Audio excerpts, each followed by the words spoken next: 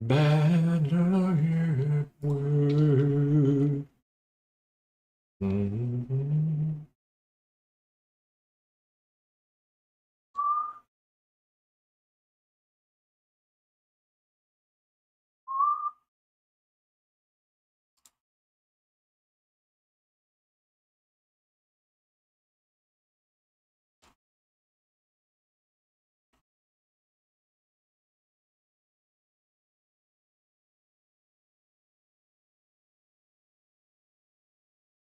Hello, Popstar. Just breaking my speed schedule. Sleep schedule. Speed schedule?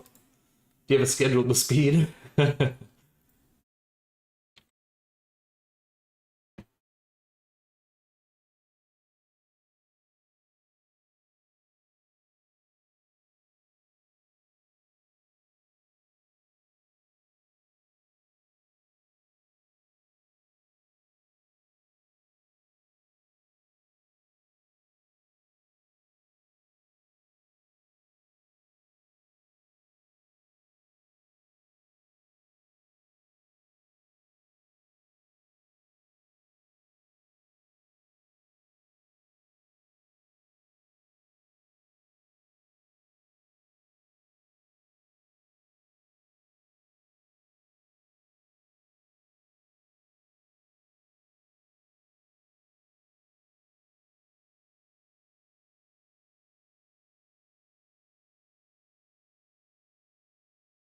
Sleep. Sorry, didn't get any sleep. No, you're fine. No need to apologize.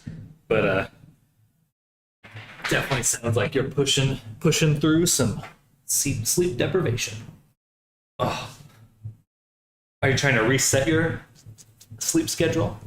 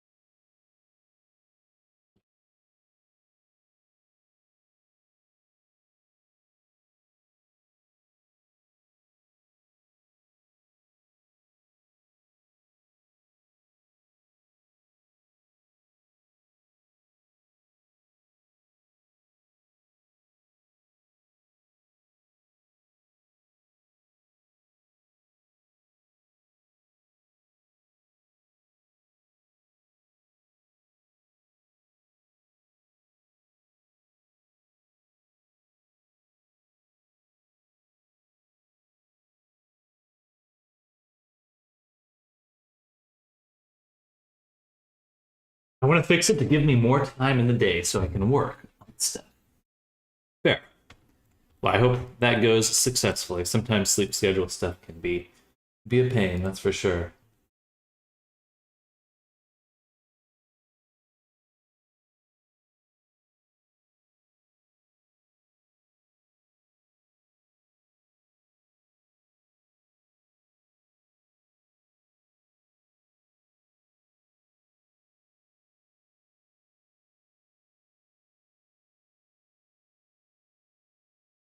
Leggings still won't come back on.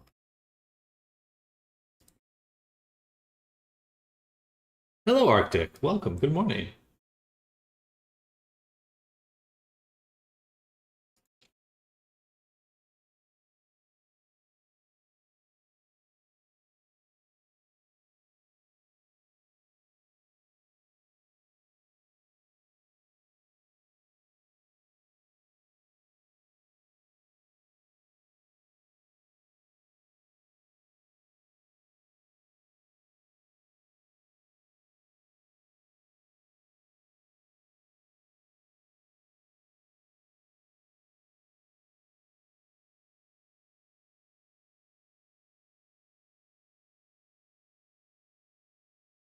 we go.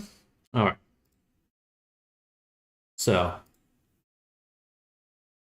leggings. Apparently they aren't turning back on.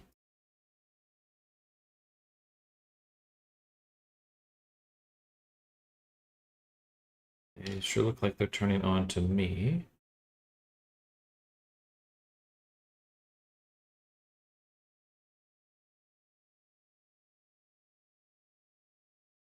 But this one's not locked in, so that could have been an issue right there. So leggings are part of the clothing material. So potentially the animation's broken if it's targeting the locked in material. That's still working.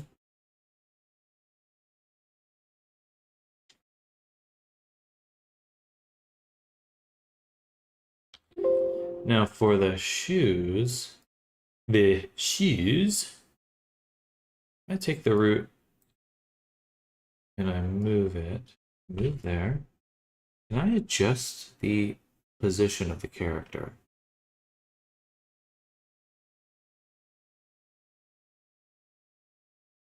So let's say constraint, we'll do a empty, which we'll call con root offset. And what we'll do is create an empty call root con rest and root con post or active. Set.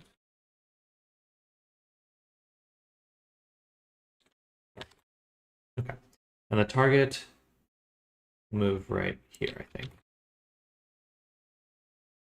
Okay, and then on here we can create a parent constraint.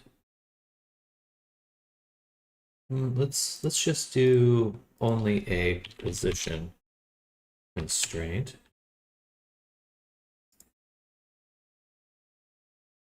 And what we'd like to do is target the root transform. And we want to have this be the rest and have this be the target. So something like this, say activate, and then we can do this. So, play.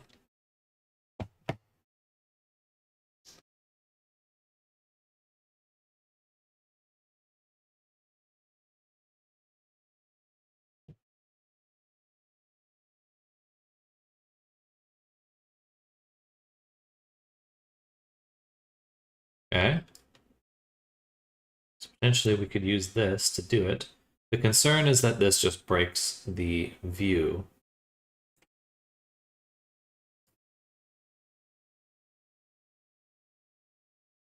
So we'll test that in game. I think that I want to lower the target just a little. The legs seem slightly different. Should they be exactly the same? I don't know.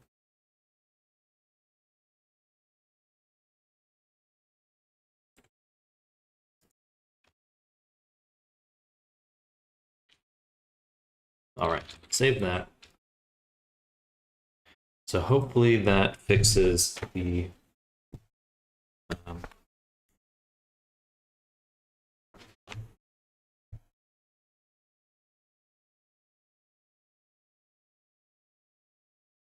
shoe offset. Finished updating my other base file project. Just need to work on a couple of public avies now, but at least there's no package export and testing to be done on those. Update my other. Oh, well, that's good. Oh. You should definitely feel free to share your world in here once you get everything uploaded. I'd be happy to promote your world and get people to see what you've done, see the work you've done, and check it out myself.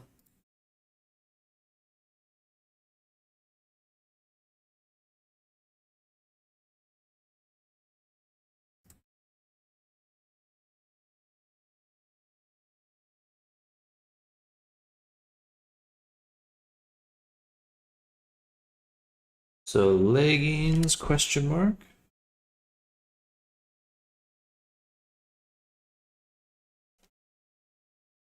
Those should be working fine. And then gestures should be toggleable.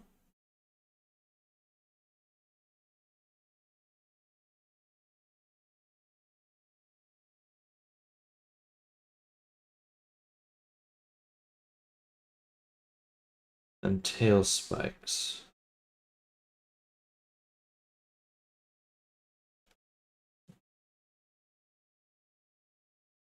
And then arm hand twist broken.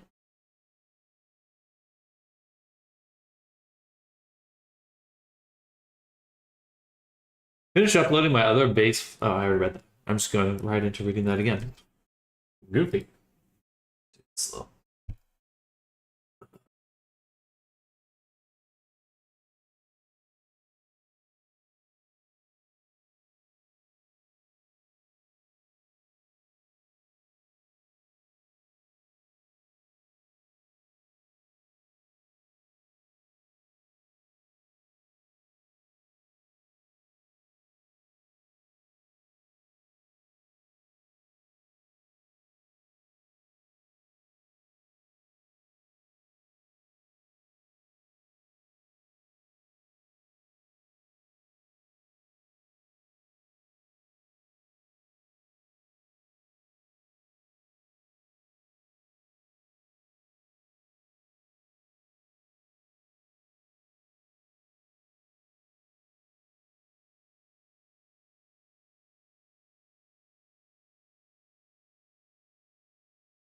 The arm bend. Elbow? I think that's the elbow bending.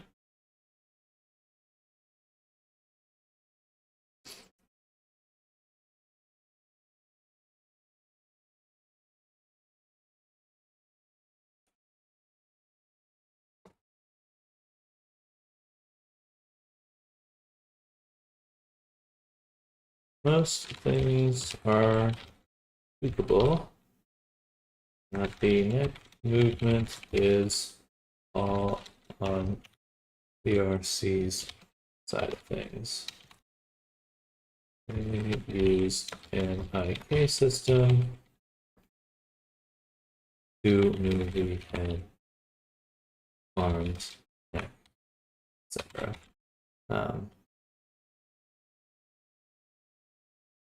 Don't know how much. I'll look into the arms.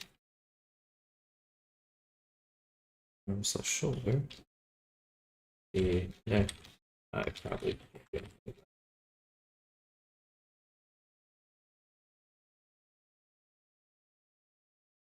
And the shoulder moves too much, cause flipping the body will stretch it when pulled outwards.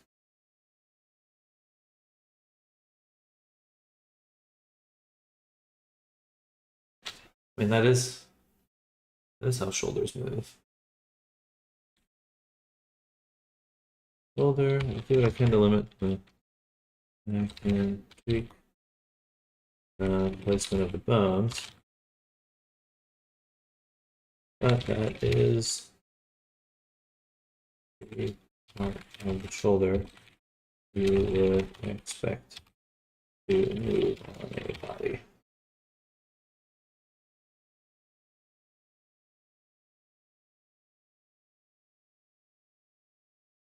And the twist bone, let's take a look here. So if we look at the hand twist, should be limited to just freezing the Y rotation. Turn off the jacket as well.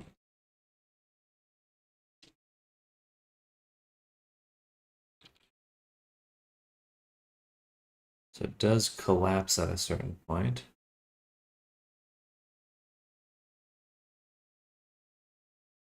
Interesting. So I don't know how much I can change that.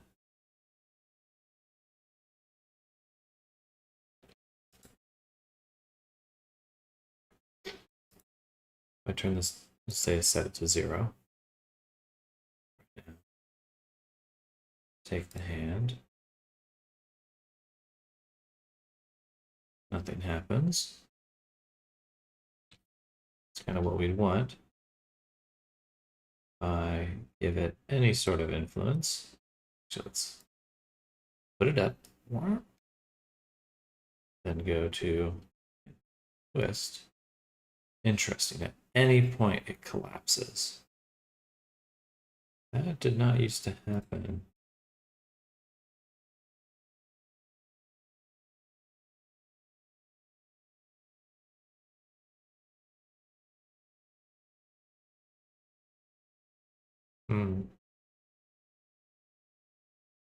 And let's make sure, when I look at the twist, the Y is this one here. So that should be the one that's twisting. So we want it to twist around the Y-axis.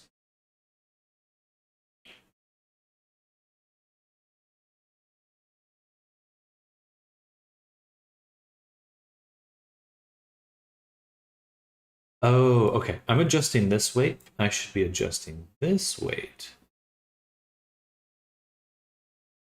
Okay, that's good. I was like, it should not be doing that. So I want this weight to be lower. This weight just determines which one it's listening to, which source is most important. The actual influence is the top weight. Gotcha. Okay. Now, should still move with the body, which it does.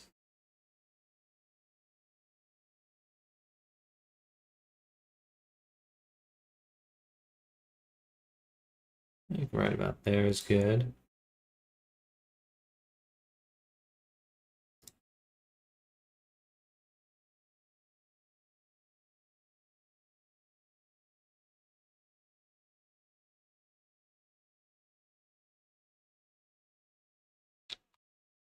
Maybe do a bit of the hand weights.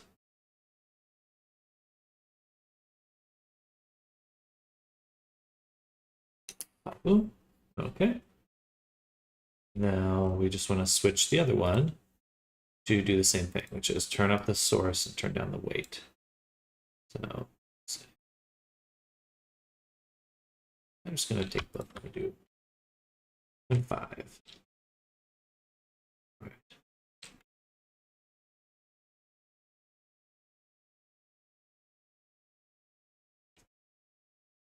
Cool. So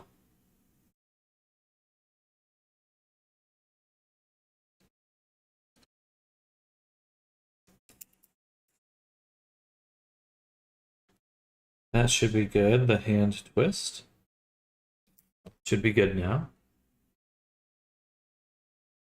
Just make sure we test both ones, both of them.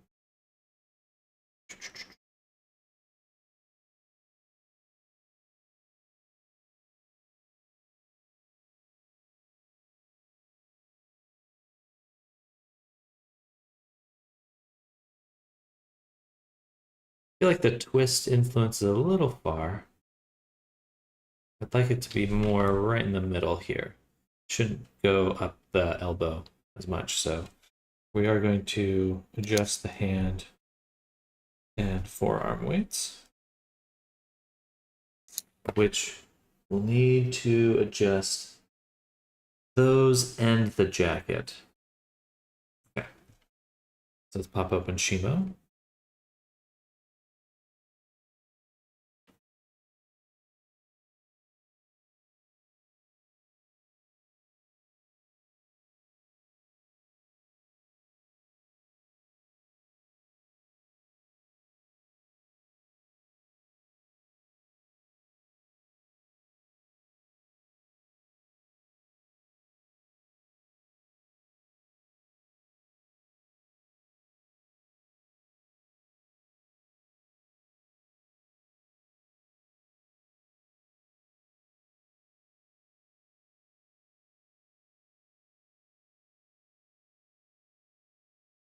So we'll do the rig and the body.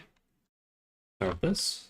So if we take the rig, turn on in front, and begin to weight paint, we can see the influence is pretty far up. We would prefer that to be not the case. So we'll say that. Seems reasonable to me. Like so. And the main bone, I mean, that already feels pretty reasonable.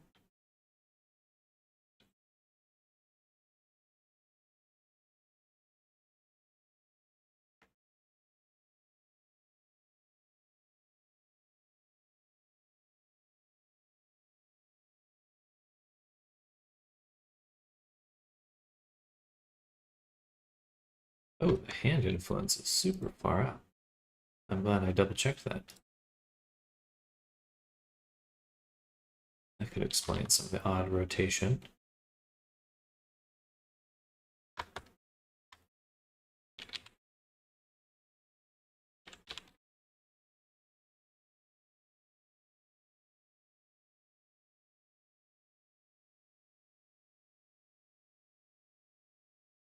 Make sure I go in and smooth the hand. Just to make sure we're getting the symmetry set up, and that looks good. All right, that looks improved. So now what we'll need to do is take our sleeve here. Delete all the vertex groups. Go to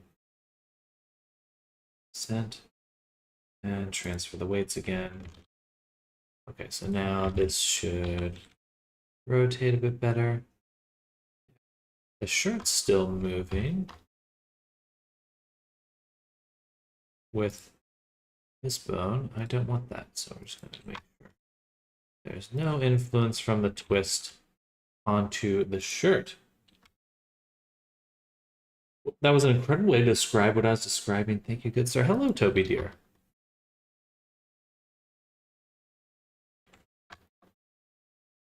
How's your day going? Oh, this is Kaz. Well, good. You know, physics are what we're about.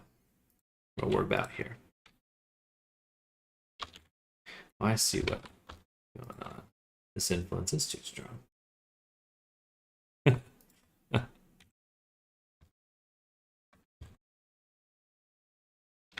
Yeah, elbow influence way too strong. So we'll need to push this down. There. It should allow better pinching.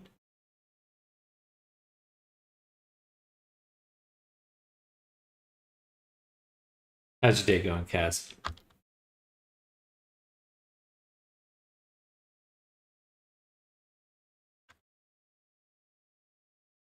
We're putting the final touches on Shimo here, our kaiju lady.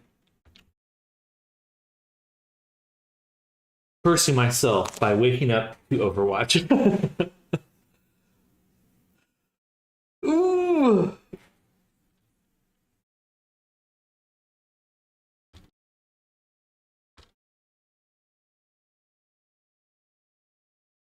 I'm going to transfer the weights. And on the shirt, we'll also just transfer the weights again. That should prevent the odd squish. There's a little bit of clipping on the belts. That's unavoidable. There's nothing to do about that.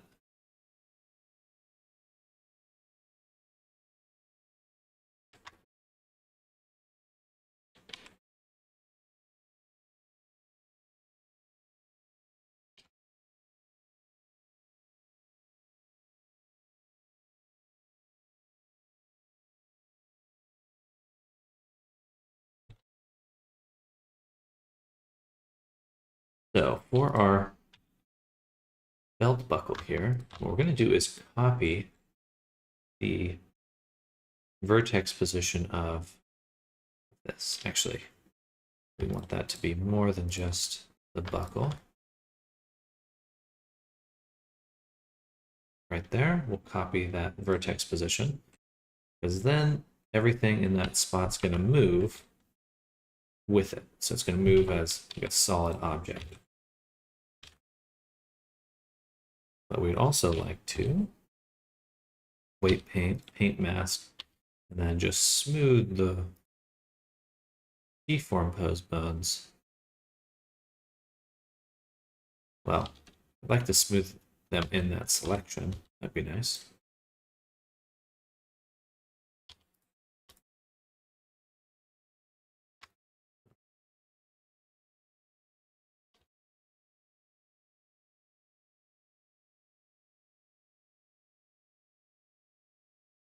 I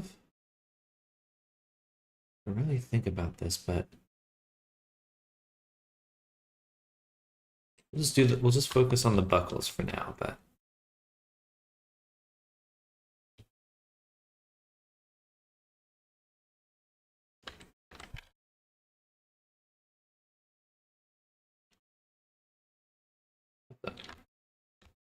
oh, I see. We're in the shape key. And then we'd want to do the same here. So select this buckle. This point, grow our selection right about there, and then copy. And we'll do the same here. Select the buckle, select this middle point, something like this. Grow that selection, and then copy. And again, doing that prevents the buckles from deforming. Or maybe it's better to say they will deform evenly now.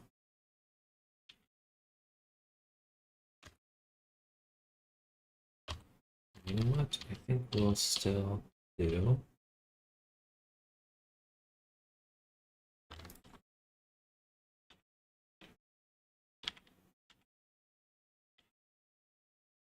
something like this.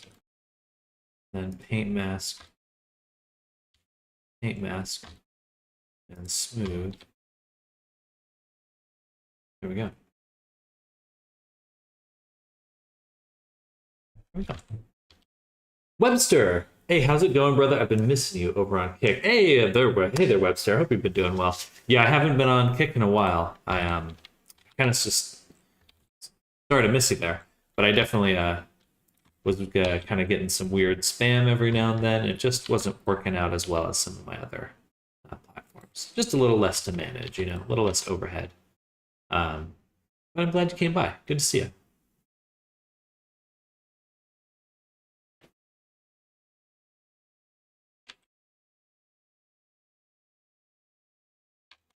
Cool. Buckles fixed. Buckles are buckled in.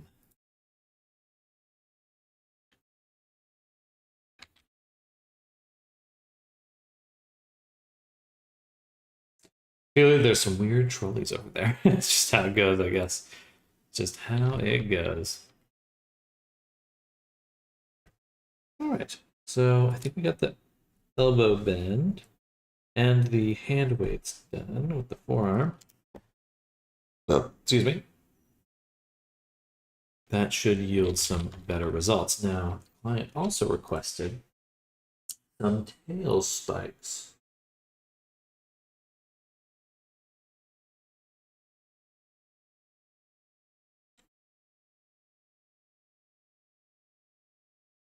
This will just go off the initial reference image. Oh, I see. Oh, okay, that's easy. What is this creature?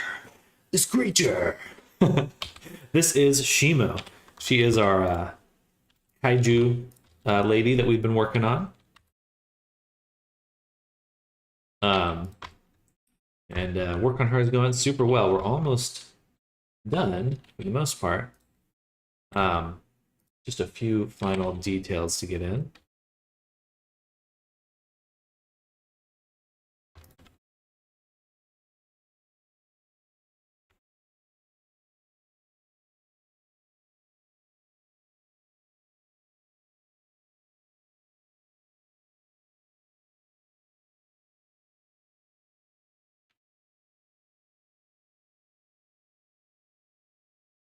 Yeah, let me show you. This is her final form. We're very close to finish. She's fully physics. She's got toggles. She's got tons of stuff. And we actually got her in on medium for how much she has. We're literally, the maximum is 70,000 triangles. We're at 669,822. So we're really, really optimized right now. It's actually pretty insane. Hello, Kabar. Welcome. Welcome, everyone. Hope everyone's having a good start to their day.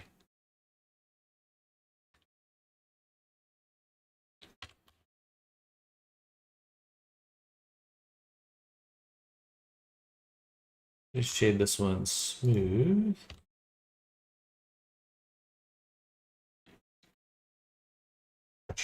But not too much is up. We're just chilling. Put some final touches on our avatar here. We're about to move on to some other characters.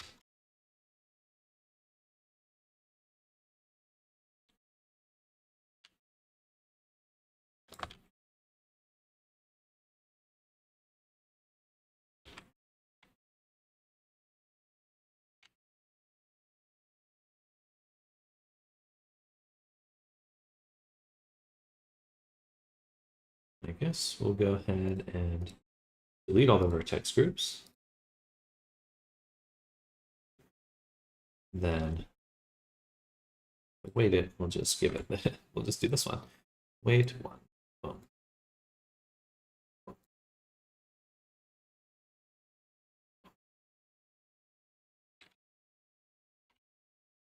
Get a little bit of influence from this one.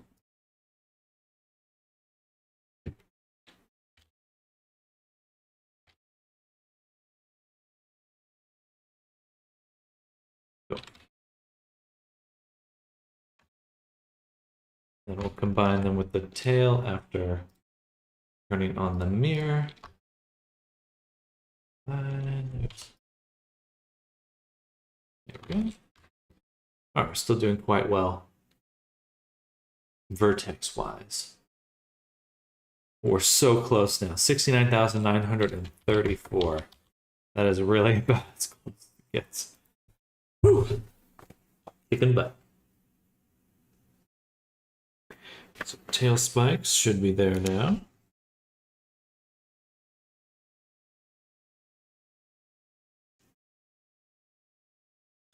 The leggings should work. So just a few things to test in VR as well.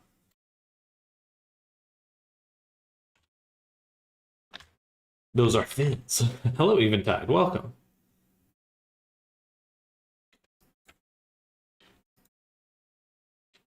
Oh.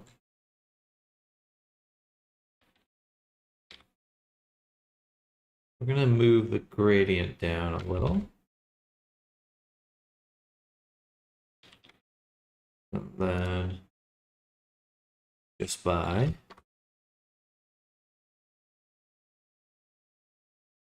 I guess I could try unpinning these.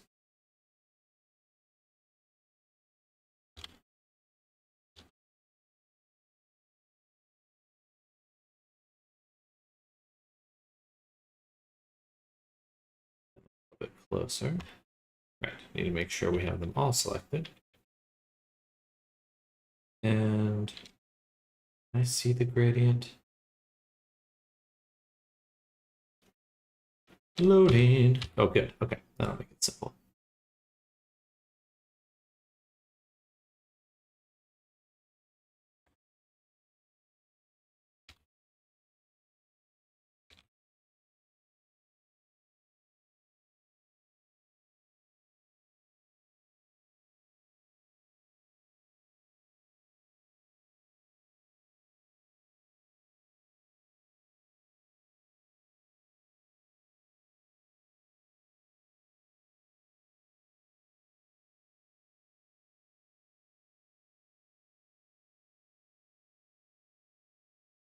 Good.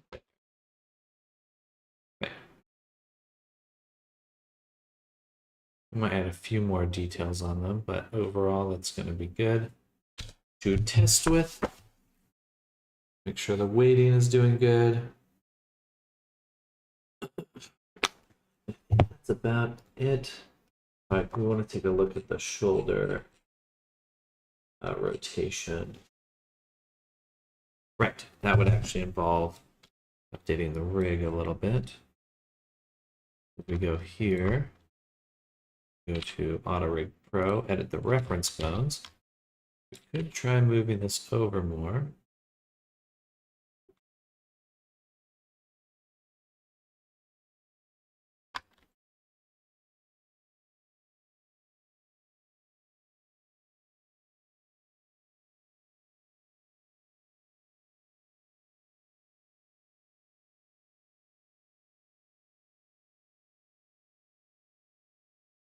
Yeah, it feels like it's not stretching as much.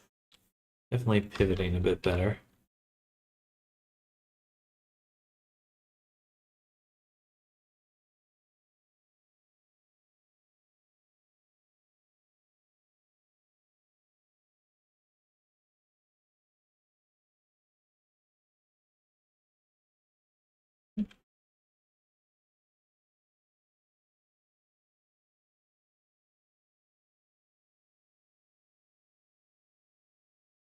Good. All right.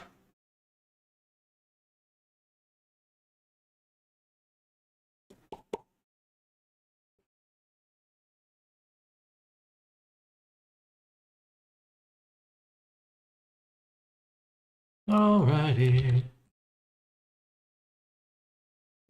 You know what? I'm gonna mark these sharp. They should be sharp. Spiky.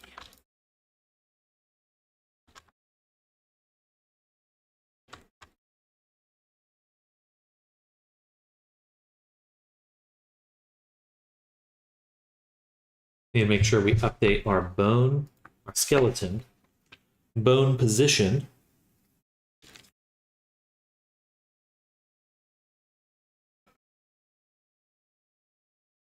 Okay. That should be it for the work inside of Blender. Now we're going to head over to Unity. Yeah, that looks cooler. Maybe push that gradient a little bit further.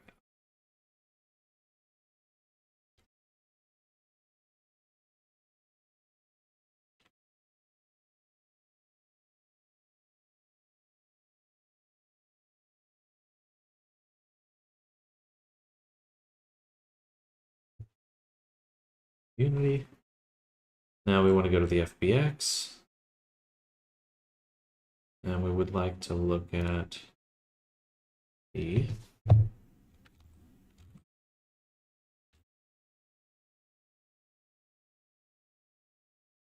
stuff and things.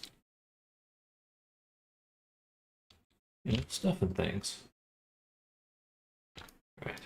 So first things first, pose, reset, sample, and enforce. Apply. Then we'll go to muscles and settings. And for the arm,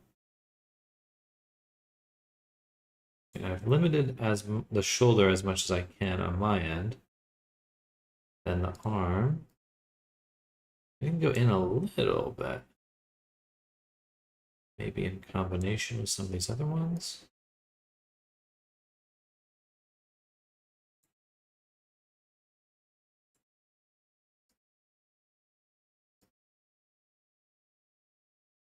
Really shouldn't be able to go in.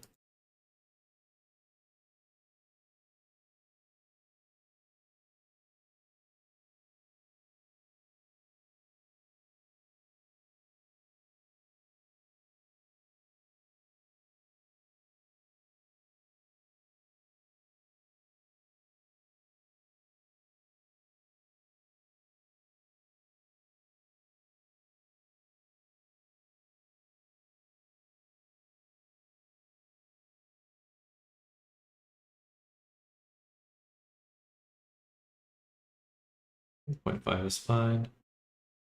Arm stretch. Let's see if we have the arm. Little dance move.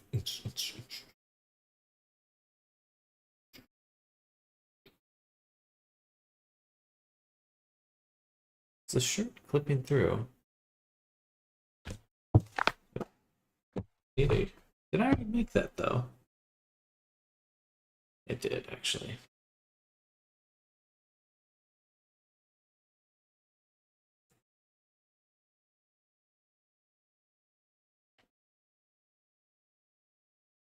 So on the PSC Fury toggles for the jacket, it does toggle the belt.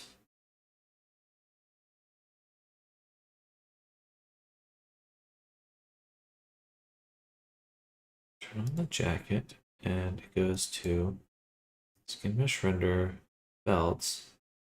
That's not it.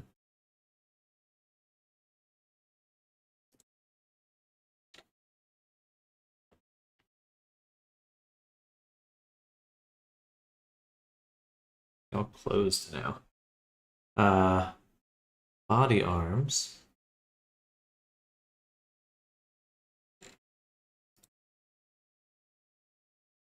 Interesting.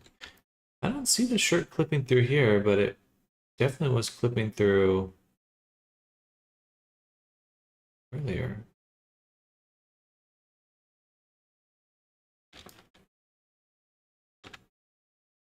Or a second ago. I guess what I'd want to do is take the jacket.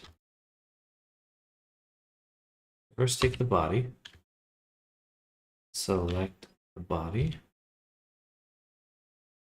Invert that selection and separate everything else. Then go to the jacket. Scroll down to robust weight transfers. Transfer the weights. Then recombine body. That should redo things up. But then we do have to fix the hands. We don't want certain fingers having influence. That would be... Oh.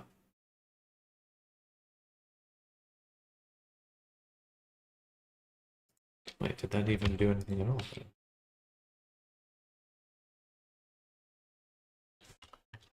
I don't think that actually changed anything.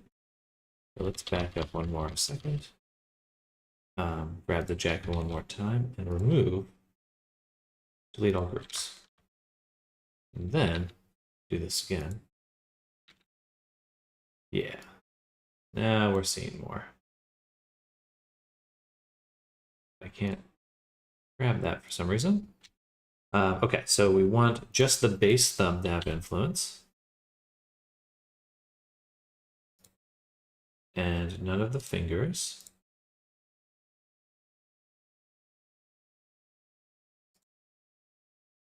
Definitely not those.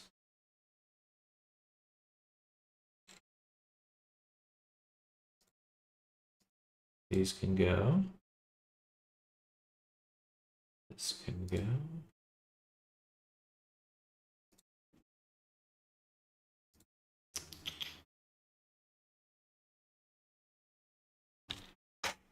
Okay, now we should have some errors.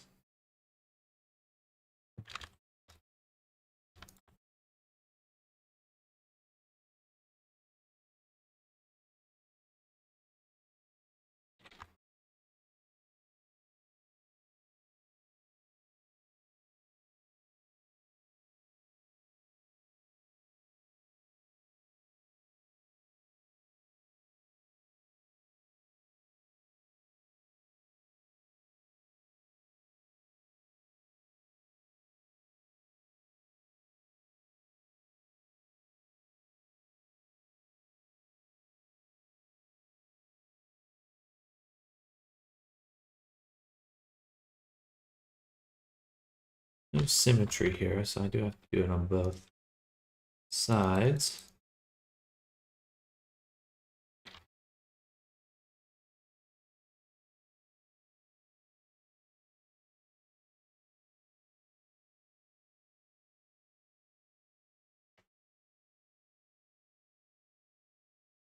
So close, yet so far. There we go.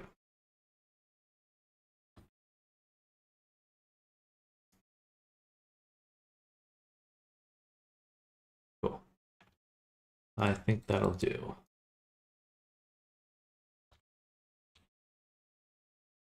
My hope is that will prevent the...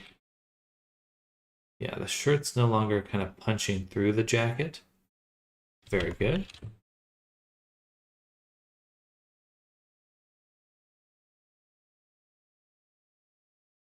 We can go ahead and export again. All right.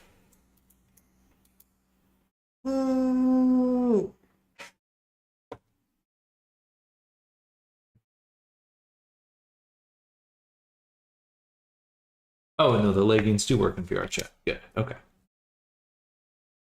Good.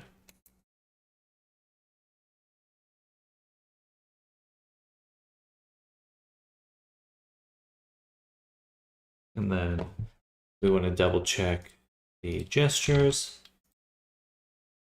So the gestures we initially set up as a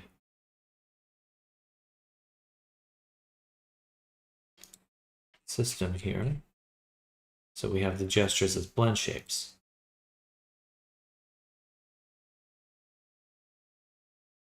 Add gesture lock toggle to menu. What if I...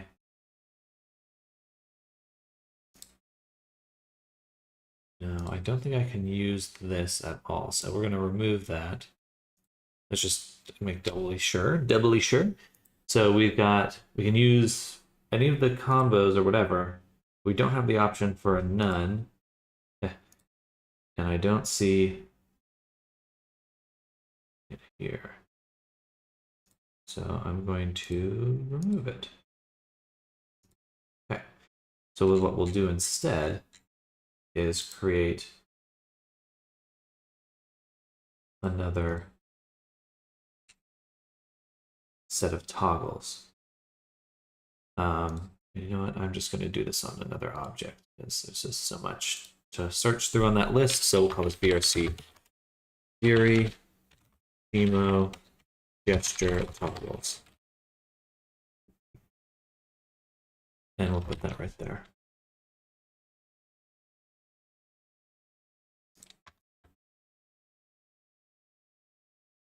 Just to be a little bit more organized, we'll do this like that. That way,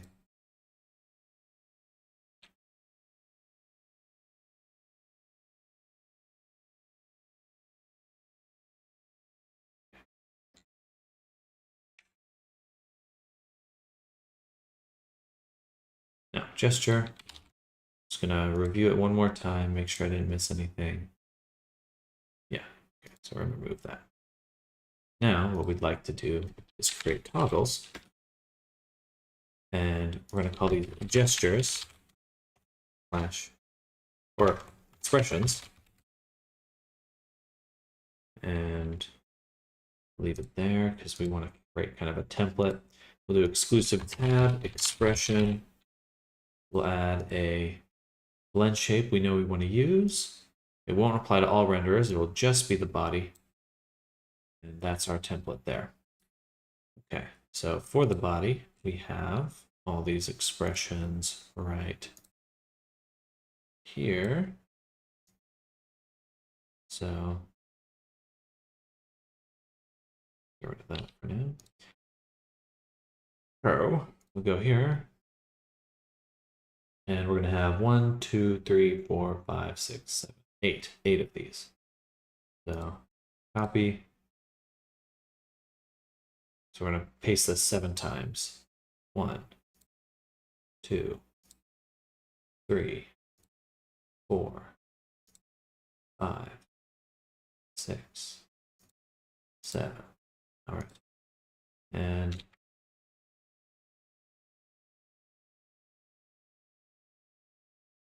go down the list. We'll start with angry. It's going to match the actual shape key order. Happy. Sad.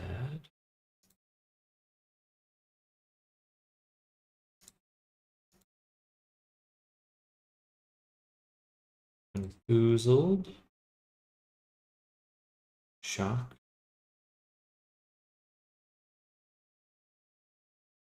Blush. Tongue out.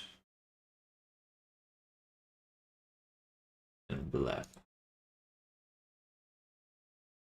And then we just want to name them as such, so angry, happy,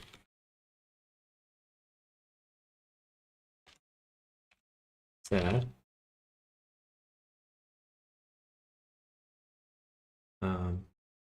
confusion,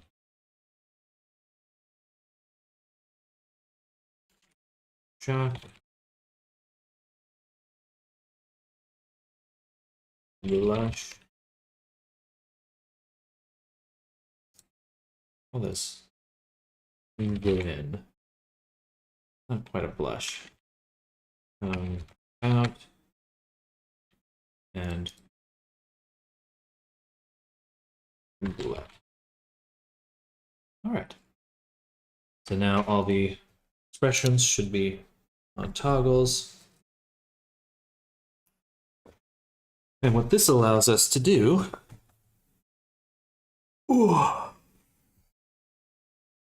is we'll have a expressions menu with all of them.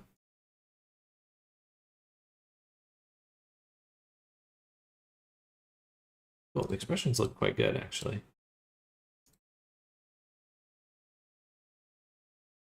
Now, perhaps we would want like a transition time.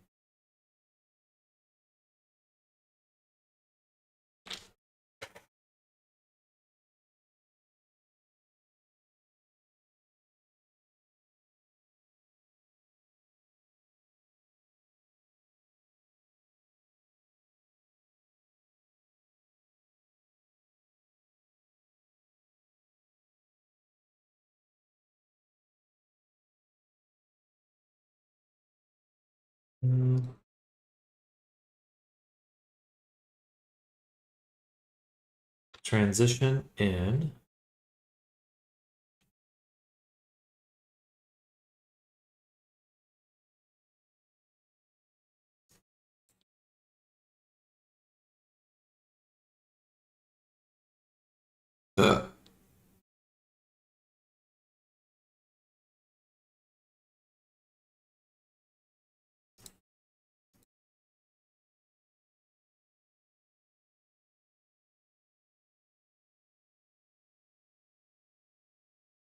When toggle is enabled, transition in.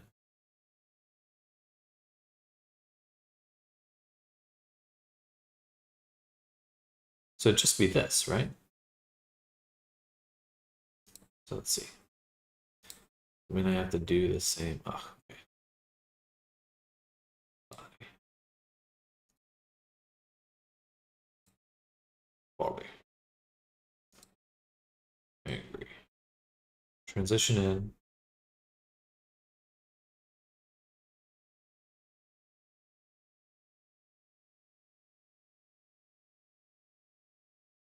Ah, this is too much work. Okay. Remove. And let's turn that on. Okay.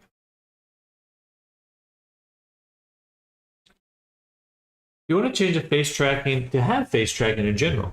How would the process change besides the 52 shape keys I made? So thankfully there's a bunch of templates that exist. I use Jerry's face tracking templates. That's the name of the GitHub. And it saves a ton of time. Like, I don't think you can do it without it. Well, you can, but it's an extremely manual process because you need to create. First, you need OSC. So face tracking is not something that's directly supported by VRChat. What they do is they allow something called OSC, where you can drive any parameters with any program you want. So you use this face tracking software here, which works with a few. So you can do a few different things like um, Steam VR tracking, iPhone tracking, whatever kind of tracking hardware you're using. You get the module for it. It then sends out signals to VRChat. VRChat then passes those signals to your avatar, and your avatar has to have an animator tree, all the controls for each blend shape that are driven by the values there. And it's hardware specific blend shapes too, because different blend shapes, different hardware is output different things, which are, for example, the Vive face tracker has a different set of blend shapes compared to the iPhone, which has a different set of blend shapes. Similar, but different. There's some things that can kind of carry over. But anyway, but I don't want to set that up all manually. I use their templates. I basically just drag and drop it in and make sure I have the correct blend shapes on the character. But it does eat up a lot of your performance budget. A lot of it, because you have this, you have like a limit to how many parameters you can have on an animator, and face tracking just takes a big chunk of that, about 74 parameters worth, bytes worth, something like that. All right. What was I doing again? Do gestures. Gestures are working. Oh, excuse me. But would a template work on something like this custom handmade character? So it's all custom. You still have to make. So when I say template, the template's for the animator logic. It's not for your blend shapes. You're not drag and dropping blend shapes. You're still making all the blend shapes by hand or with a rig or however you want to do it.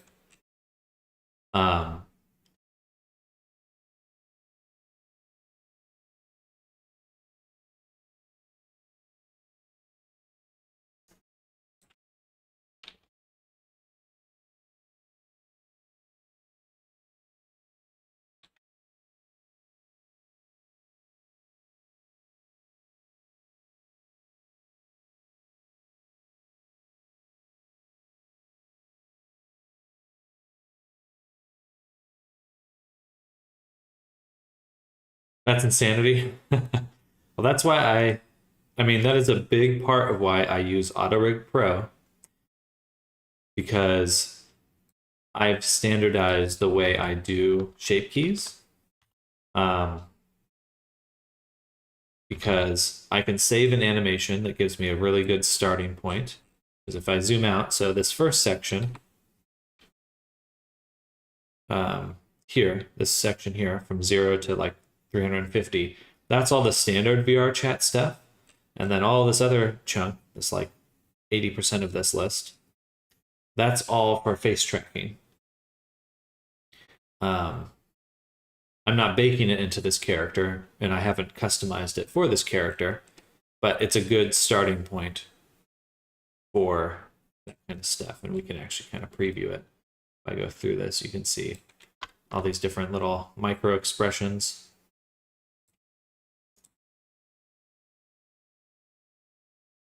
So it's not ready to go right out the gate, but it's a super good starting point.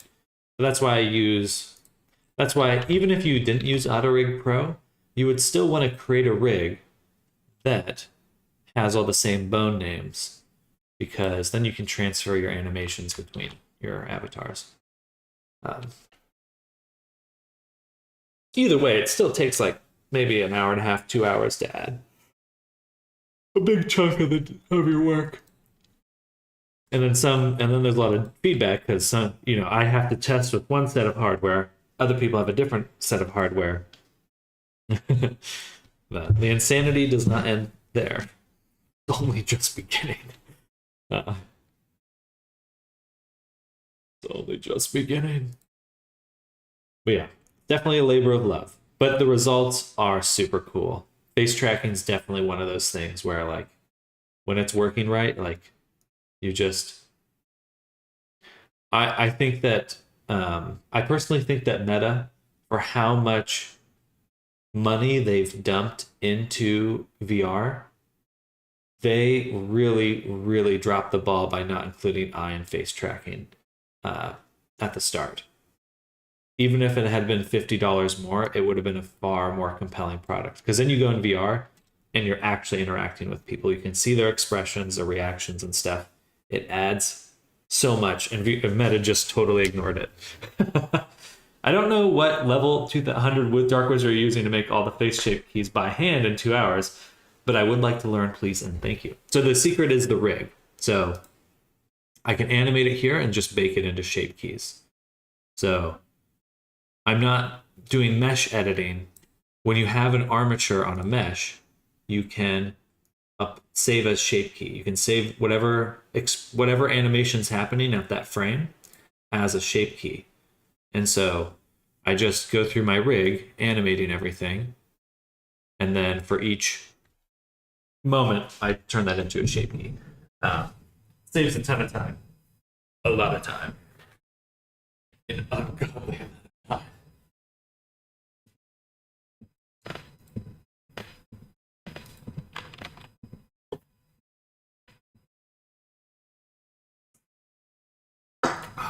All right. So now we want to do the shoe offset. So what we'll do is take our animator, drop the test at the top, take our toggles, and create a, well, I already have, yeah, we'll just make a new one. Create a little animation, Chimo. I might as well just use the one we have already.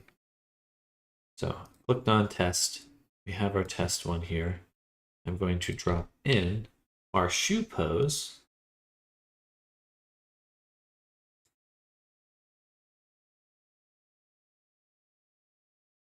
Yes, because I'm using constraints, so I definitely want to use these. Drop in both of them here.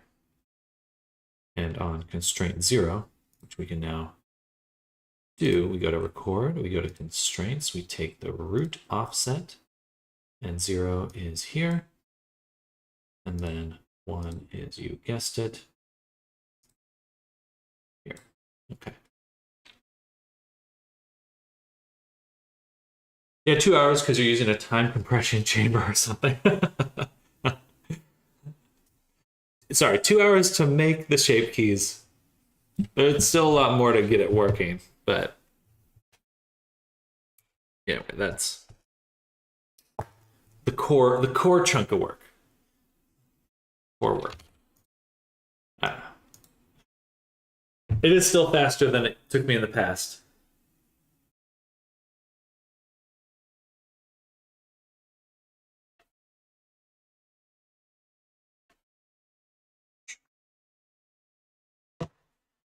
So when the shoes are on, when the shoes are off, on, off, on.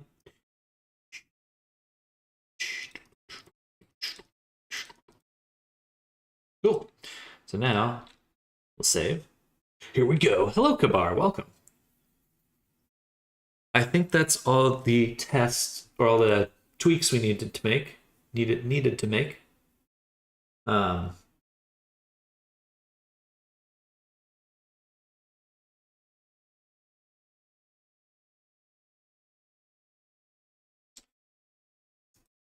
And let's go ahead and upload. All right, I'm gonna hit build and publish, go to the restroom, come back, and then we'll hop in VR chat. One moment. BRB.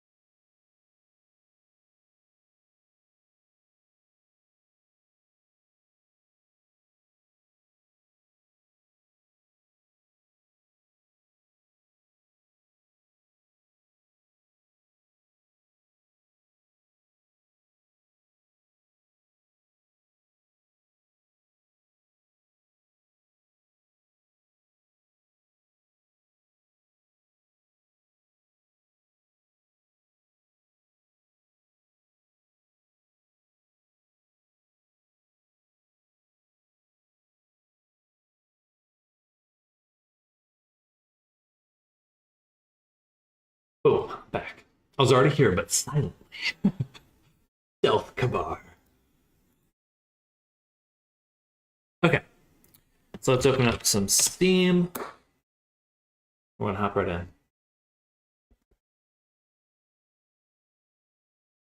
Excuse me.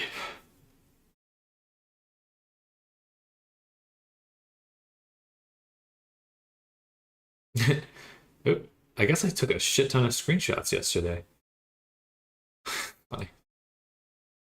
And let's do desktop mode for right now.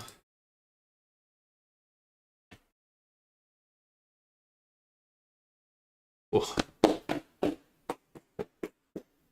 Bum, bum, bum. Beep, beep. Ah, I'm back.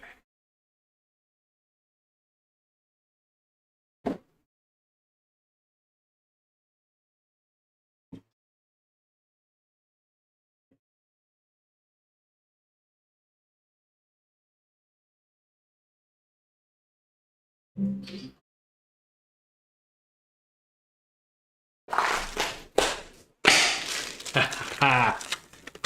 Pops the cook.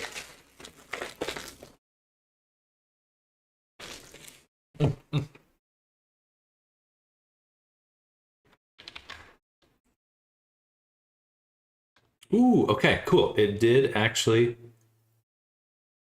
change the offset. Why are my arms just out like that? Oh, but it did not change my camera POV. So that's not quite what we want.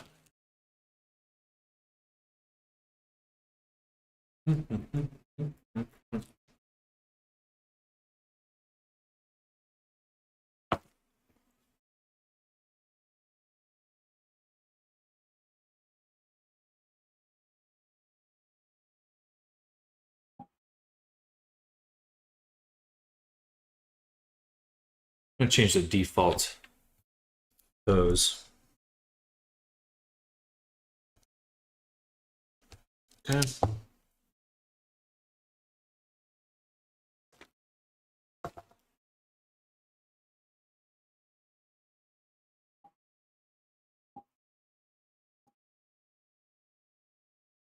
I can move the character, but I can't move my view. Okay. Everything else is looking really good though.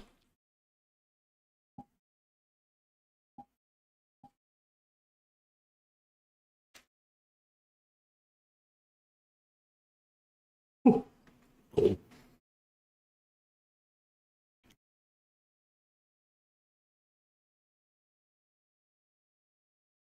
All right.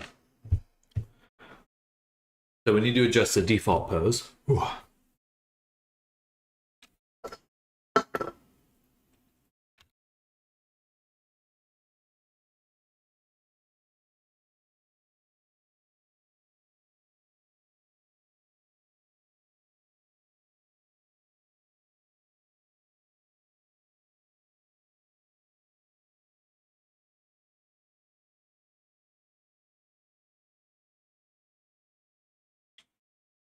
Which means we do need to update the fucking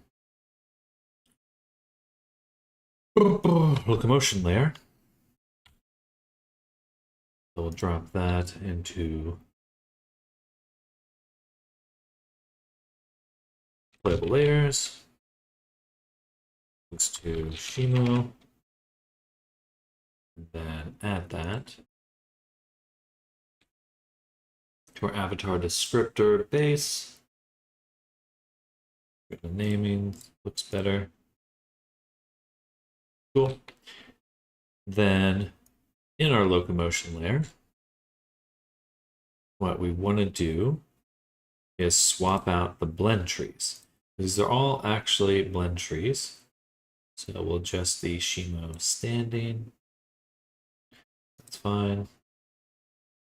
Crouching. Well, we really just need to update the standing. That's really our main concern there. Because we want to swap out the stand still with Shimo stand still. Then I'd also like to take a look at what this animation actually looks like. So if we go here, we should be able to preview it. Awesome. And that way we can adjust our arms because they're just kind of flopping out. And that would be this one. We'll just say, actually, let me hit record for that. That doesn't matter. I'm still changing the values. Arm. Hello, Nog Violin. Welcome. Hello, hello. It's been a while. How's your Chinese going?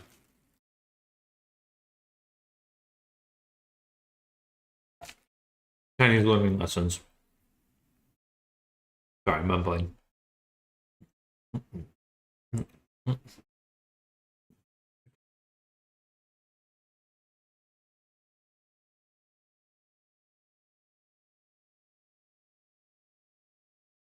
It's the right arm. It's the left arm. Okay, that looks a lot better already. And I think I'll actually move him back to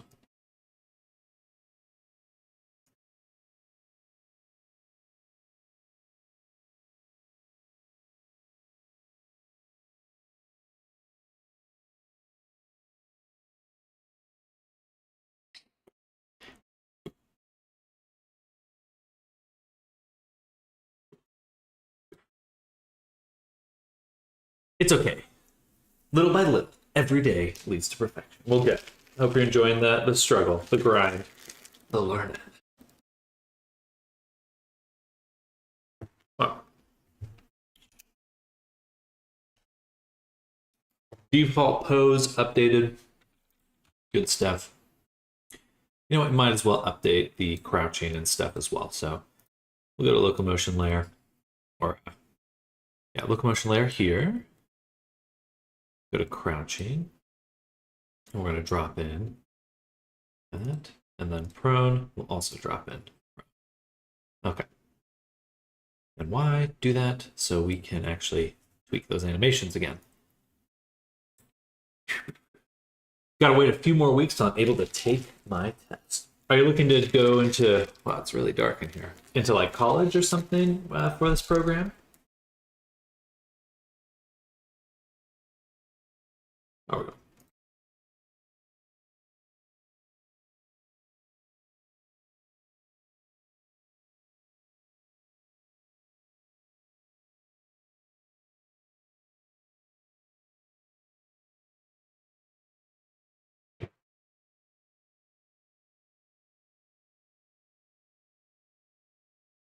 Oh, sorry. Are you looking to go into this as like a college program or something? When you say test, what's the test for?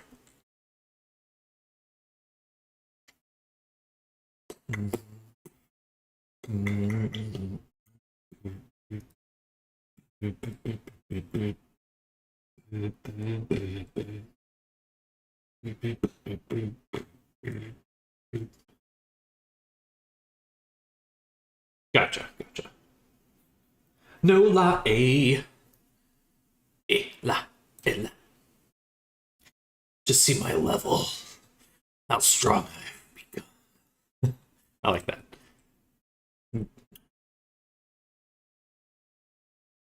Yeah, fair. Understandable.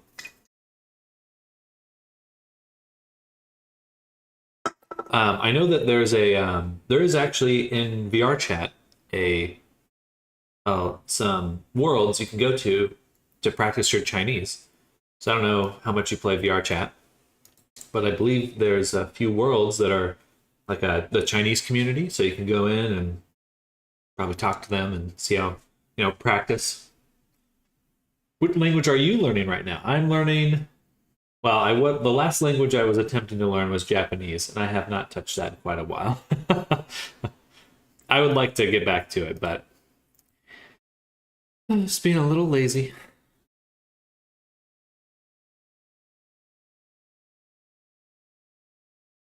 Well, still, I think you don't have to play it if you.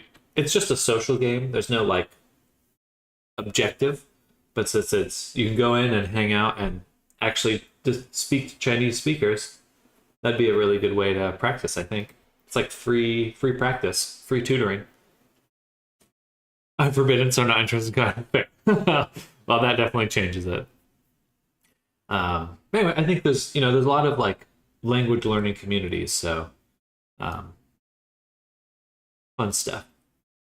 All right, so let's go ahead and I was trying to because they have a Japanese language learning exchange, so I'd like to go in there and really kind of practice my Japanese as well.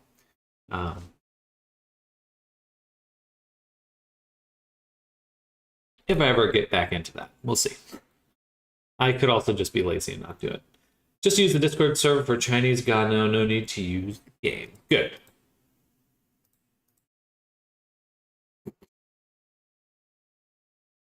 My sister's learning Japanese. Well, good for her. Hope she's enjoying it.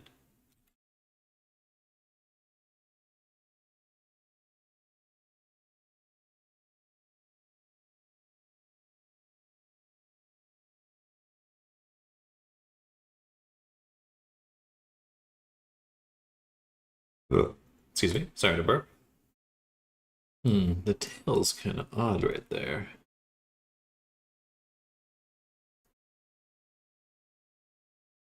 The objective is to achieve trusted user.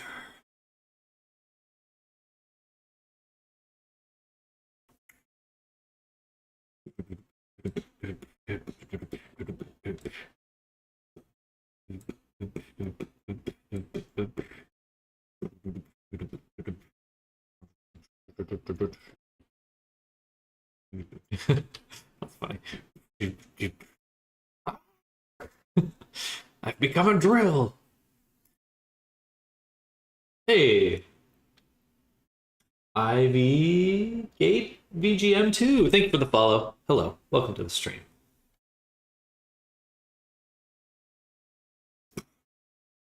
Okay, well, no problem.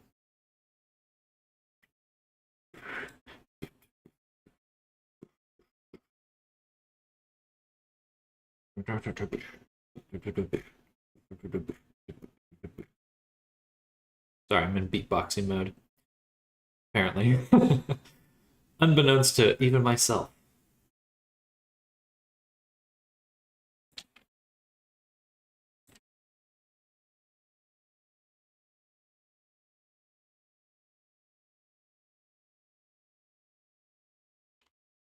Funny.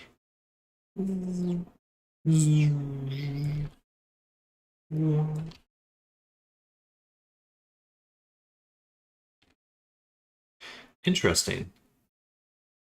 Root transform is its own property.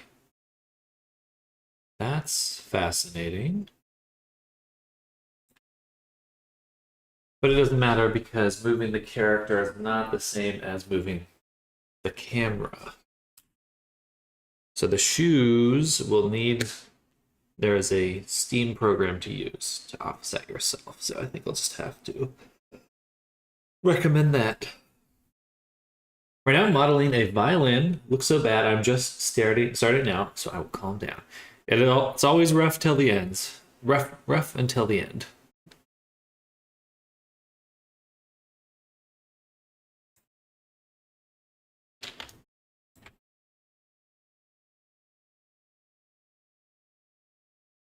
There we go. Funny pose here.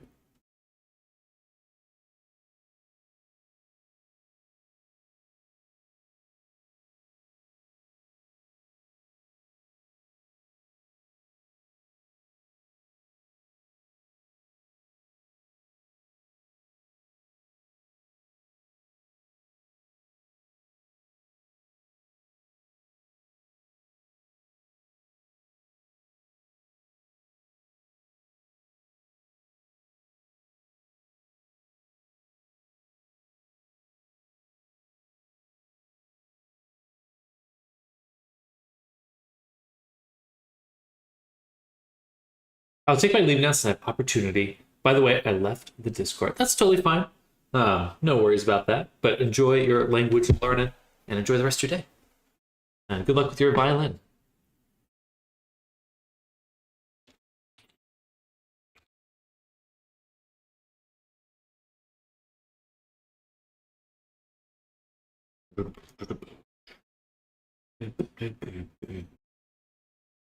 Okay. So now we've posed the character. I would like to fix up the tail a little bit. That does look a little odd. How is that happening? How and why is that happening? Bye-bye, Nog. Bye-bye. So it does something kind of like this. Let's use the bone. Yeah, so we just get this smushiness. Hope you tuned in, doing well with Blender. Wish you success. Thank you, Nog. I appreciate that. Right now, I feel like we're kicking butt. We're being a butt kicker. Bye-bye.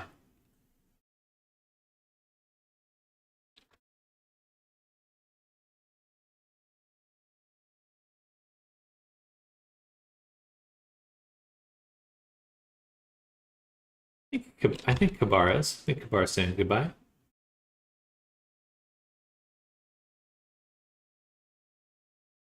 Oh, that's the spine influence. So I want to go the other way. Maybe I just want more influence from this bone.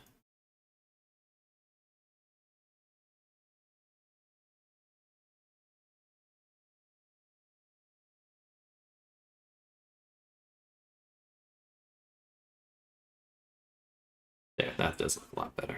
Okay. Yeah. Yeah. All right. I'm just saying that.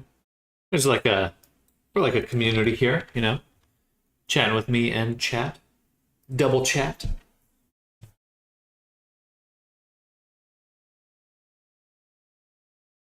I'm a girl. All right.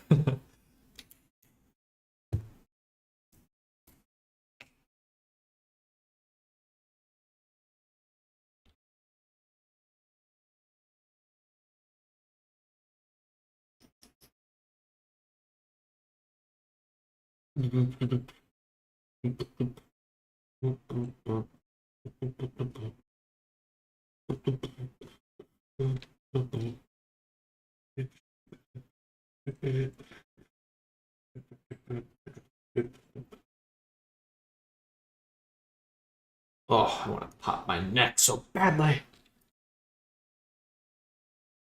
Oh yeah, that looks way better. Good.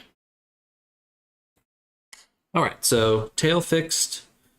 Anything else I need to do? We just need to go into VR one more time. Is there any way for me to change the... I can change the position of the character. I don't think I can change the position of the actual root. But I don't know, why don't we just give it a shot? So if I go into root offset, disable this, and instead of transforming the root of the character, I transform the root object, the rootiest root object,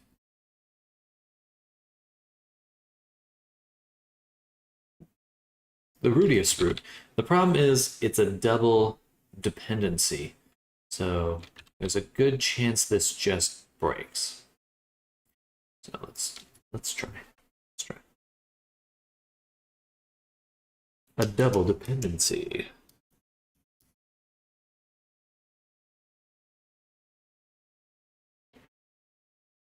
In fact, it looks like it's just not moving at all. So it's turned off. Oh. Oh, that must be how you fly in the game.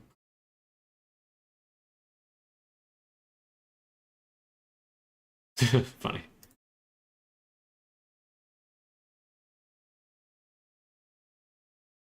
That must be how Go Go Loco works.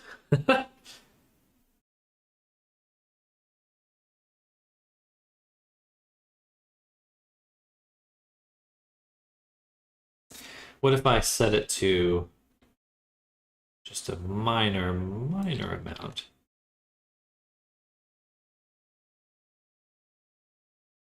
Would it's... as it probably just changes the speed because I'm assuming it's still trying to loop up. It moves itself, it moves itself. Yeah, okay. So that's just Go Go Loco stuff.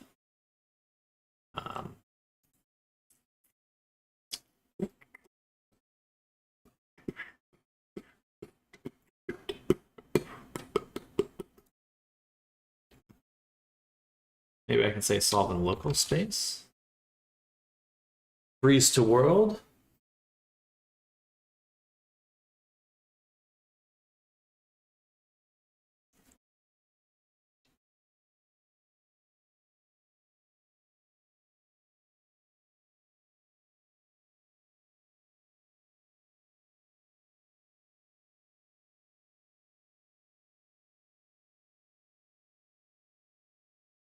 All right. That may have worked. That may have worked. Work and twerk. Let's upload and give it a shot. Because I'm not moving the root anymore. I'm moving, well, not moving the root of the skeleton. I'm moving the root of the whole character. The whole enchilada. The whole shebang.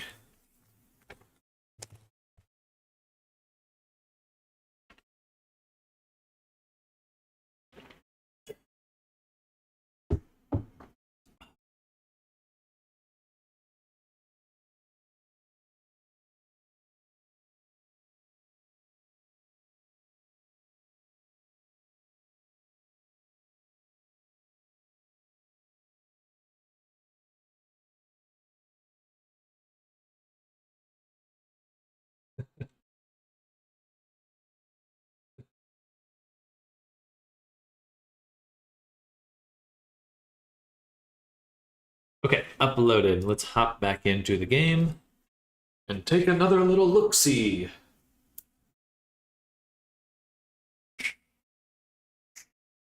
Take another little look.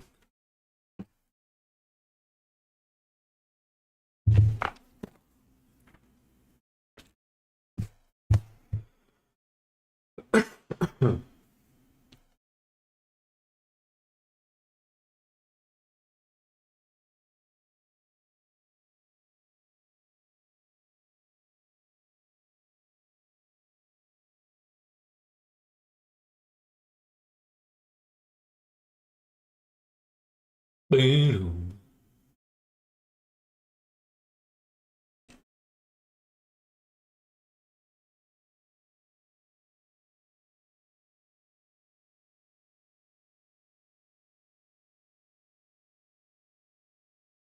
Ooh, it works. Fucking awesome. I'm so smart. Oh, no, it stopped working.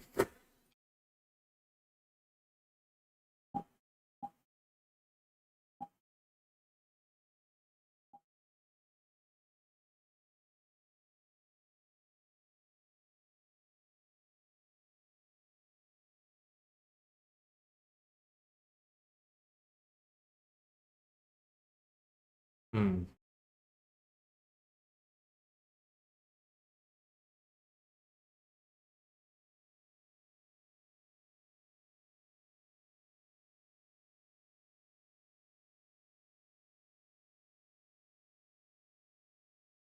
So, not 100% sure that I uploaded that this was the latest version.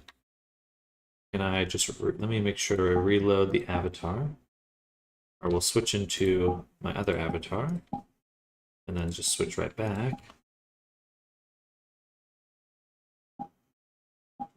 There we go. Now it looks like I'm still stuck in the chest.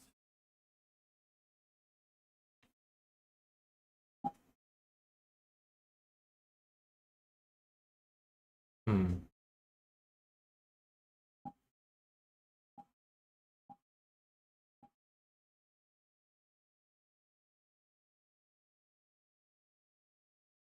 What the?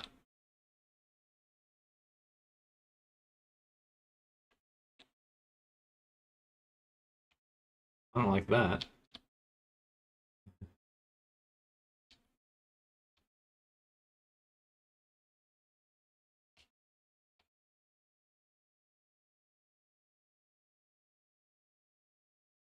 That's funny. I think the animation.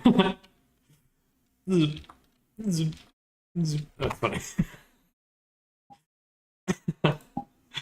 Okay, so the default standing animation must have a very slight position difference with the other animations. So I need to go back to Shimo.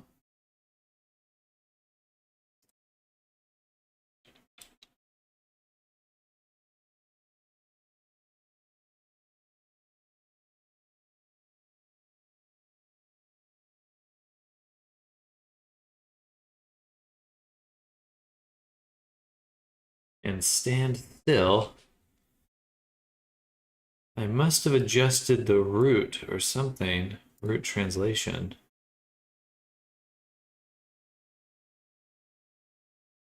Oh, I didn't want to play. I just wanted to.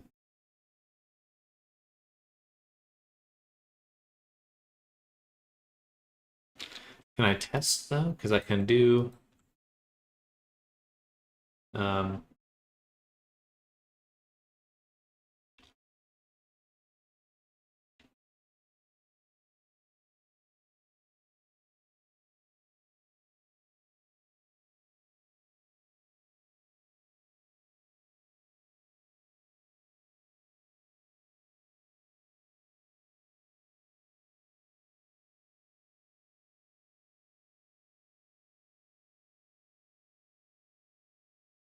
need the character to move.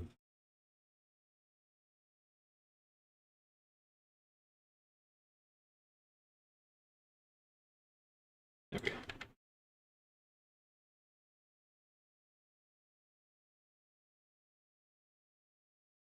Upright. Run speed. So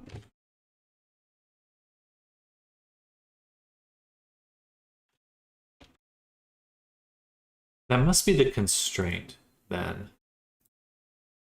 Must be the constraint. So I'm gonna go ahead and just delete this for now.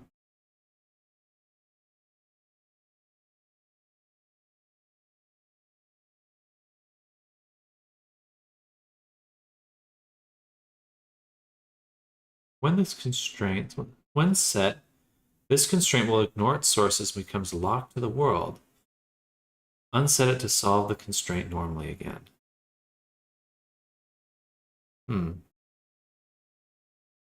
No, this isn't working. Let's just delete that. So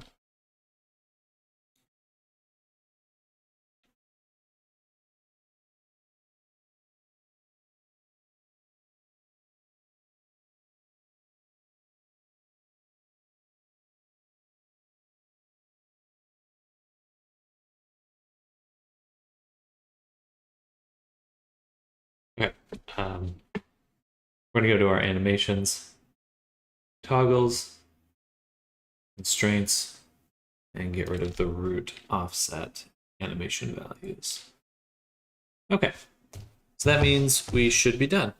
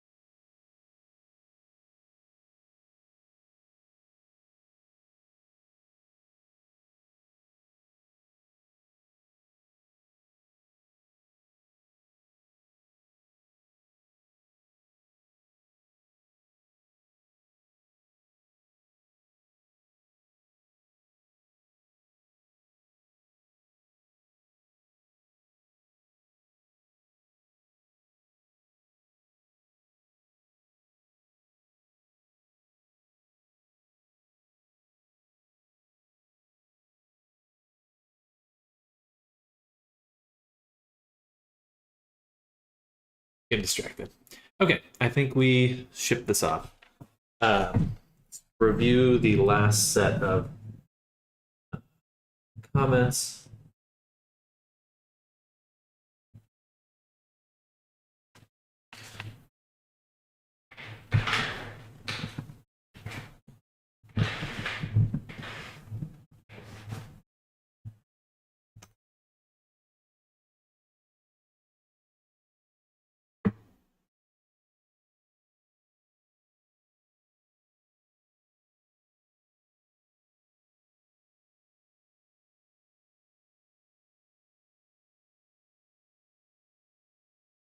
When I hold the controllers up, the hands are back further than they should be. Hands are back further than they should be?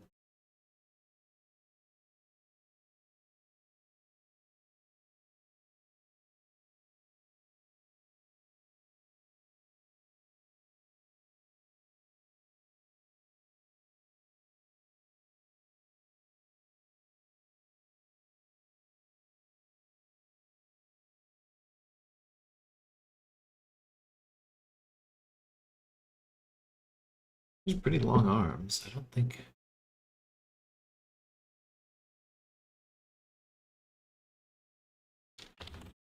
I didn't notice anything weird about that.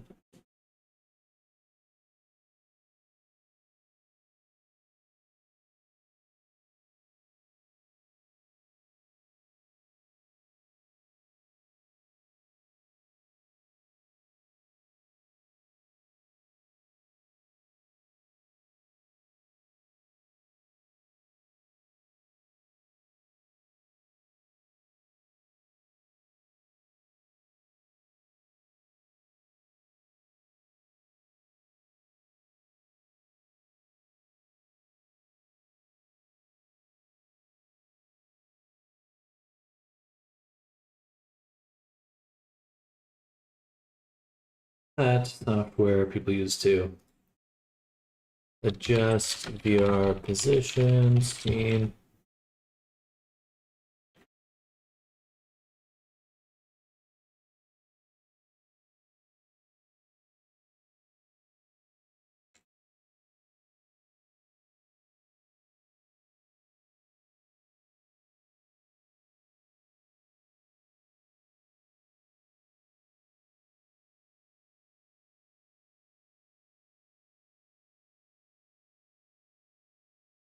Thank you. Not me.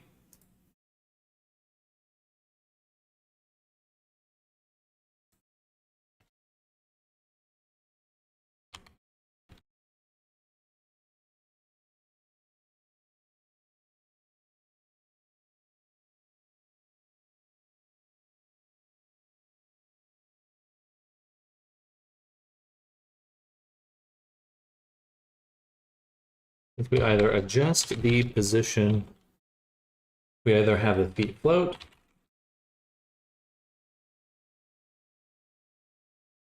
choose clip, or weirdly shrink the legs. Mostly working around a VR sequence limit here. Working around. We're working around. We are working around.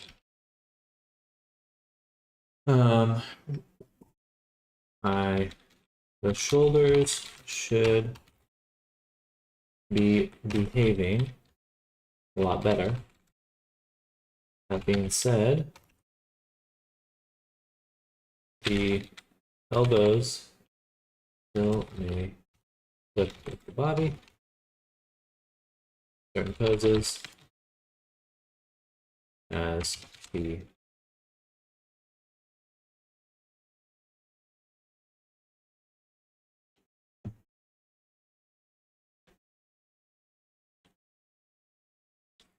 BRC-IK system.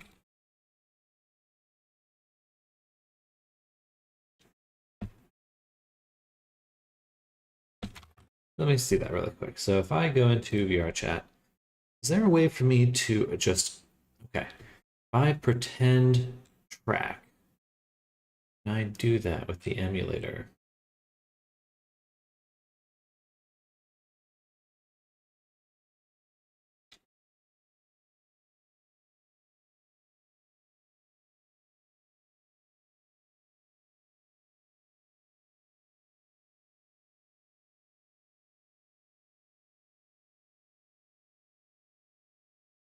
Do, do, do, do, do, do, do, do, do, do.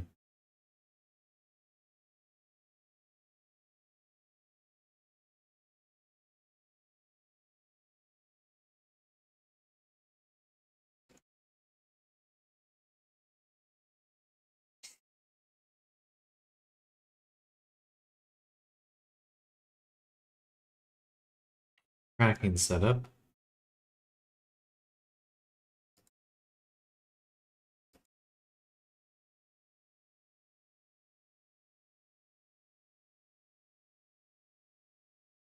I'd love to be able to fake a hand position. That would be really cool.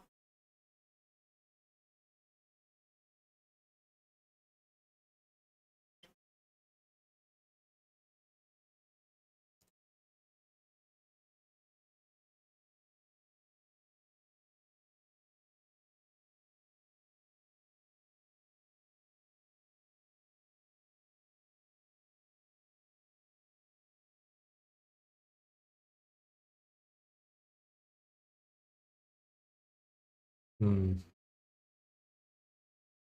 Okay.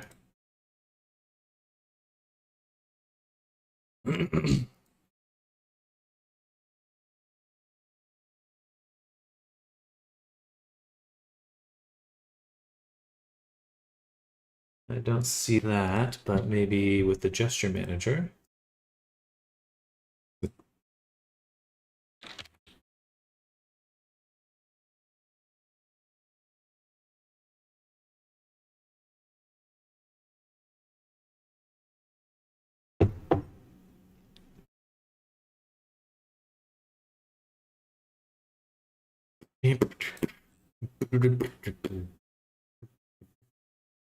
Tools, clickable context, pose avatar.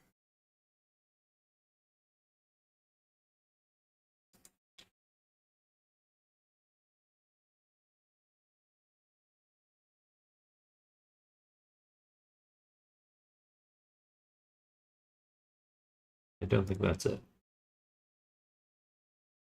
I don't think that's it.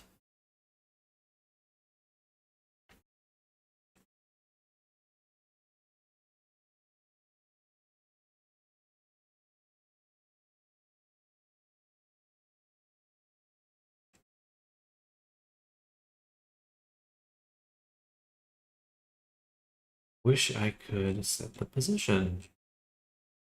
How cool would that be?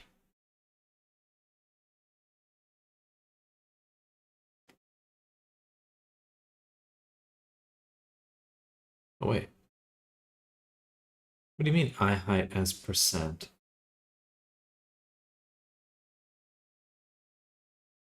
Can I adjust this value? It's a parameter. Eye height as meters. It's just a float.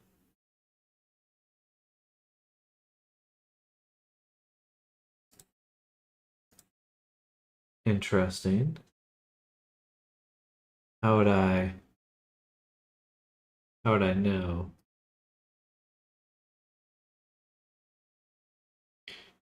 Huh.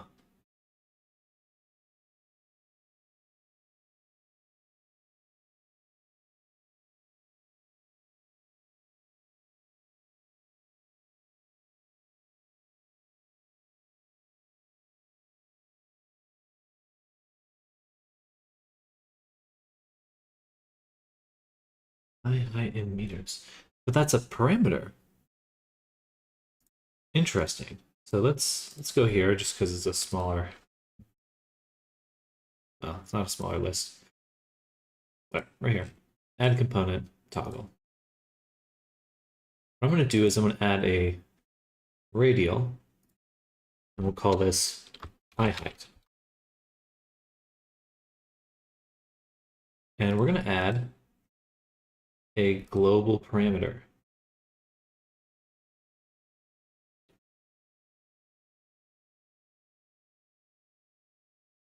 And I want that exact parameter name.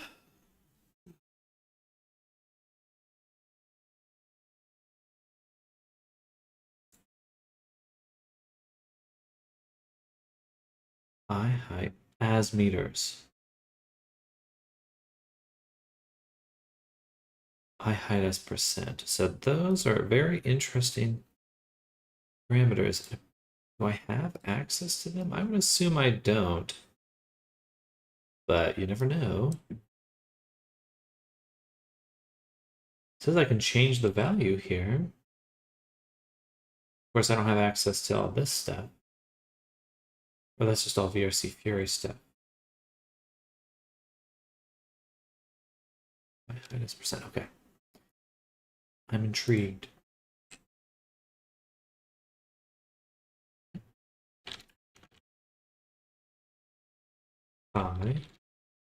Right, as in meters.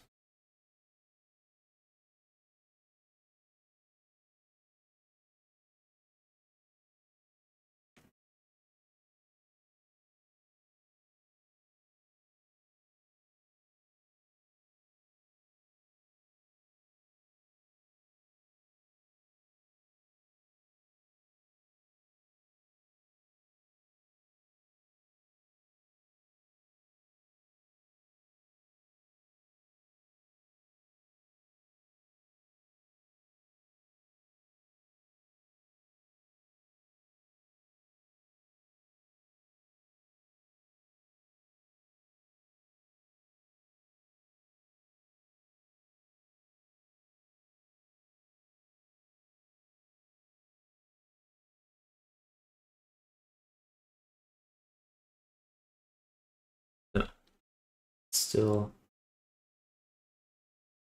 as meters. Ah, an FX float cannot set built-in parameters, so can't use that. What can I use? Yes.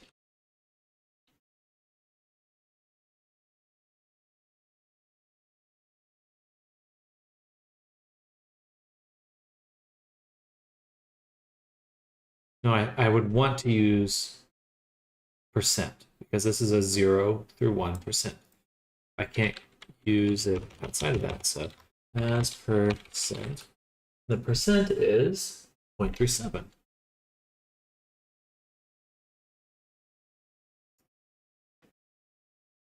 Which would in this case would just be 37.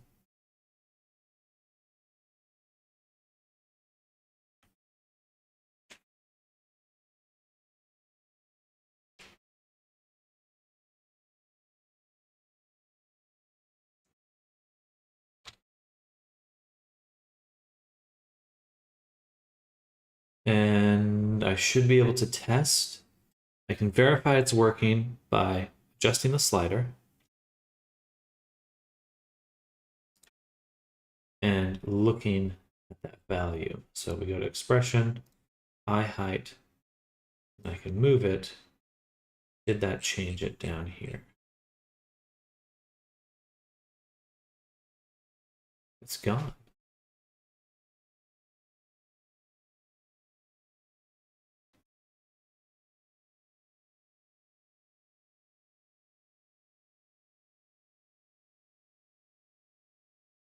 It just turned it into a bool. That don't seem right to me.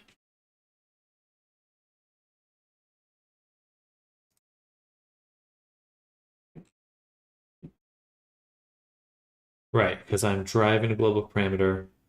This only as a toggle. Okay, so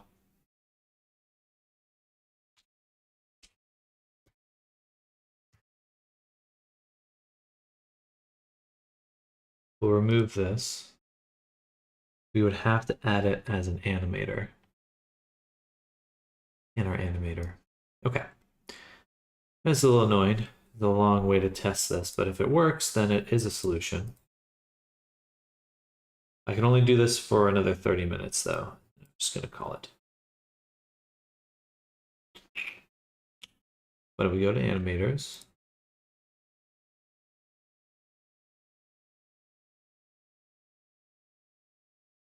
do the gesture layer, we'll create a layer called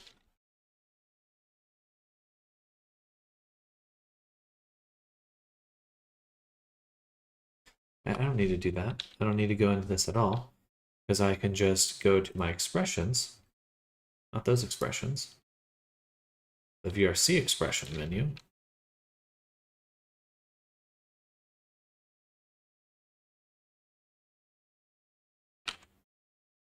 well, delete that.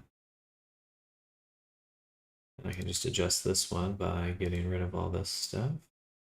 And what I'd like to add, get rid of this, please. A radial puppet.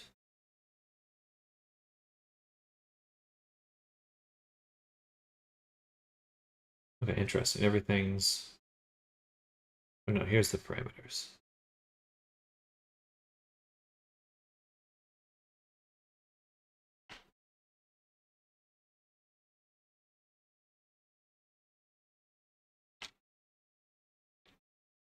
Float.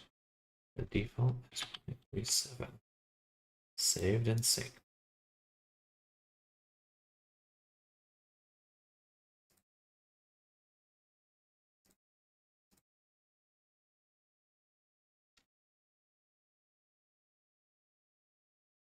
Then we'll add that to character. Expressions. Parameters. And I would just want this one control to use my parameters. To be eye height as meters. A radial menu. Radial puppet.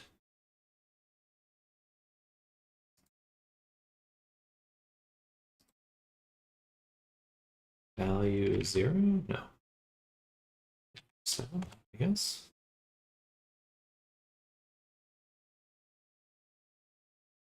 Oh, gotcha. None. That's fine. Rotation should be the parameter. Yeah. And name should be eye height.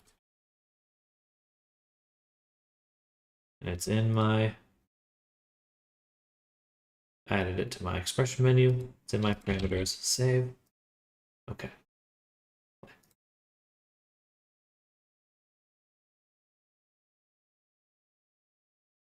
Oh, it should have been as percent.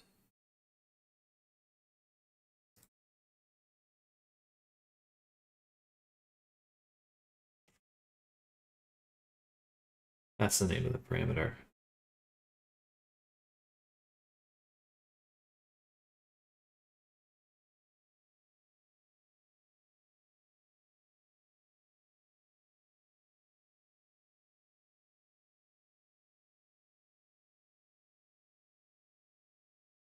Okay, so if I go to debug, do I see it again?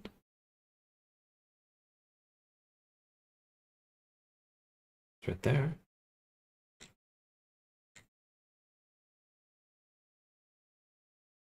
And if I go to my manager,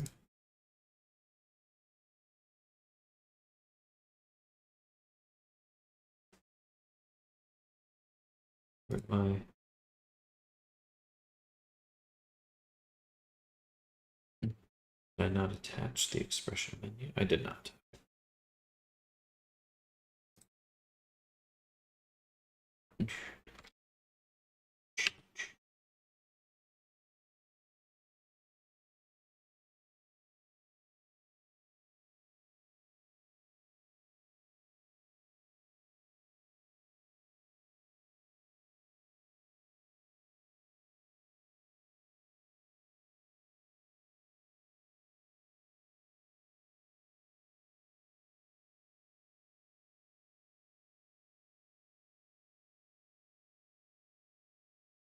Let's go to 69. Nice.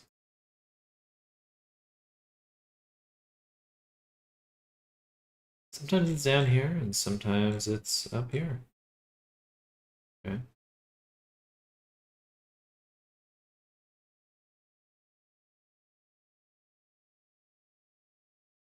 It did change. All right. So that is interesting. We're gonna give it a shot and gonna go from there.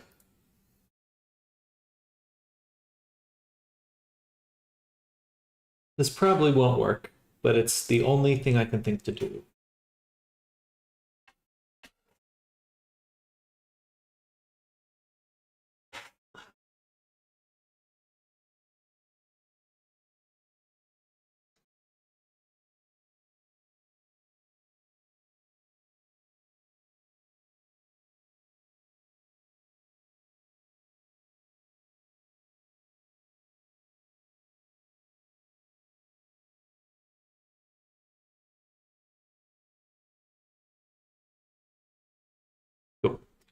All right, once more into the breach.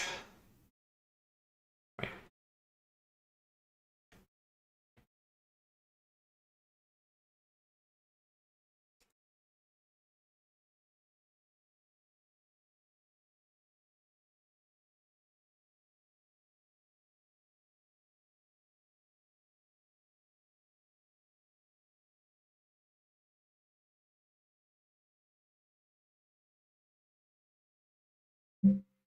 So much back-end debugging, the hidden part creators don't want you to see.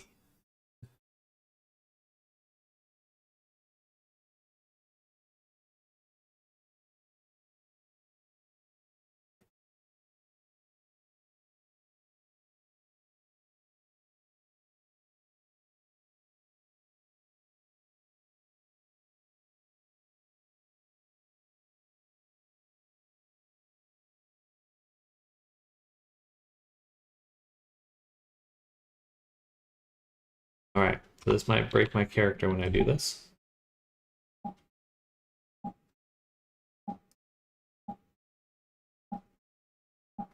Nope, not changing anything. Okay.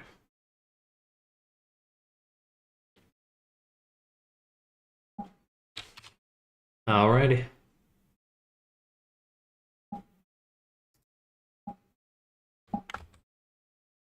But now we know. I'm assuming if I had thought of that before me, but it was worth trying. It was worth trying. Always 20% modeling, 80%. Why won't you work? Why won't you die?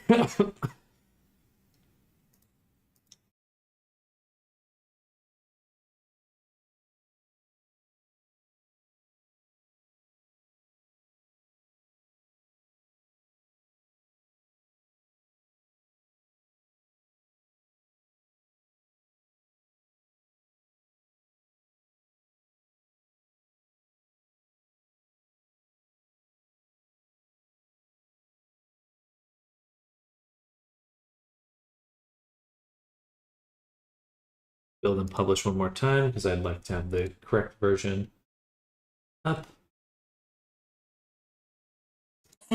Oops, sorry.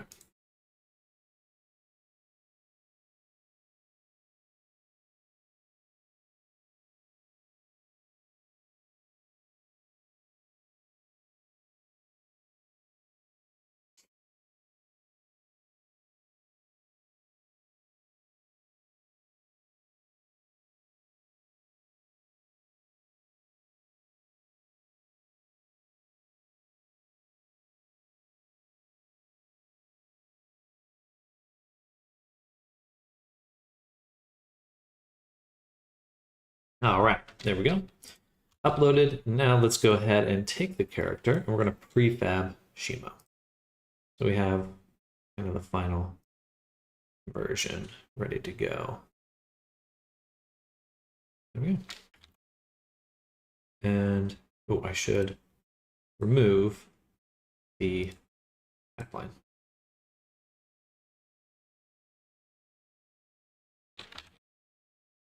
And then let's get that character out of here. Get that character out of here. Get that character out of here. Out of here. Out of here.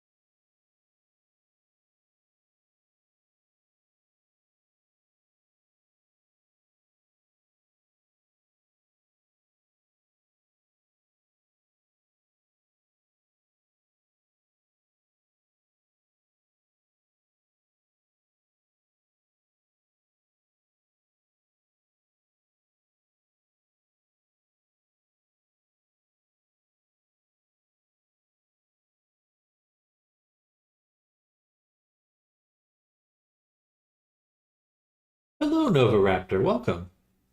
Welcome back.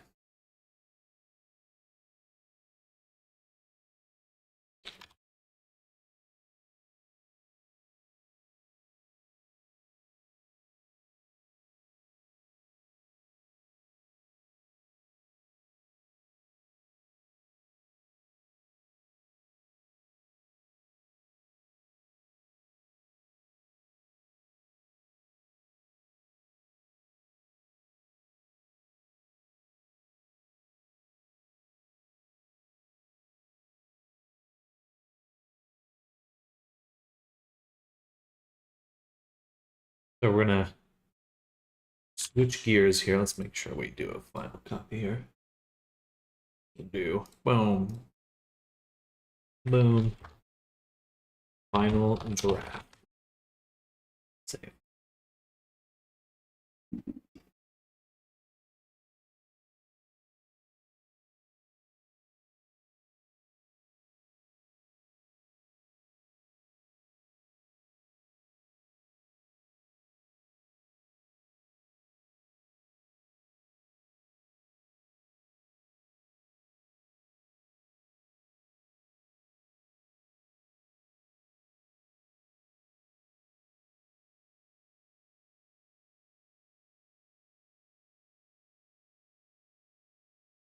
Okay, doke.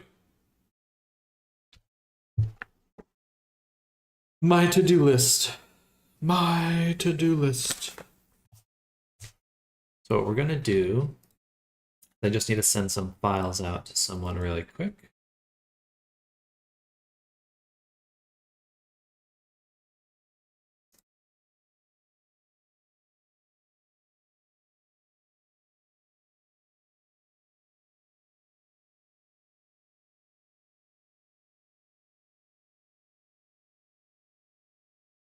Just gonna zip up the whole dealio here.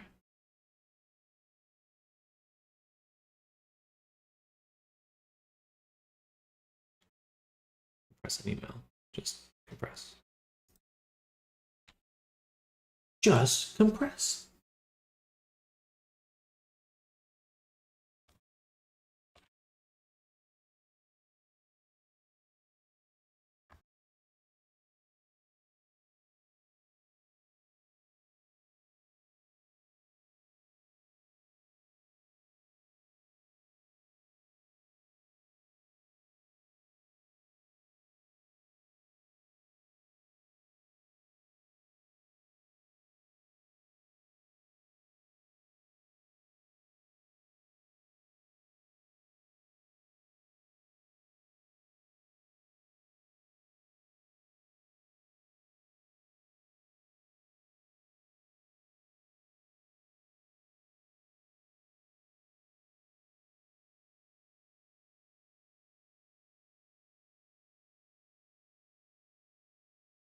Bam, bam. Then we need to make a new drive.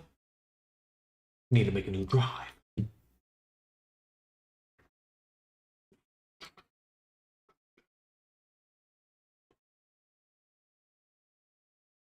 Guess we'll do it in.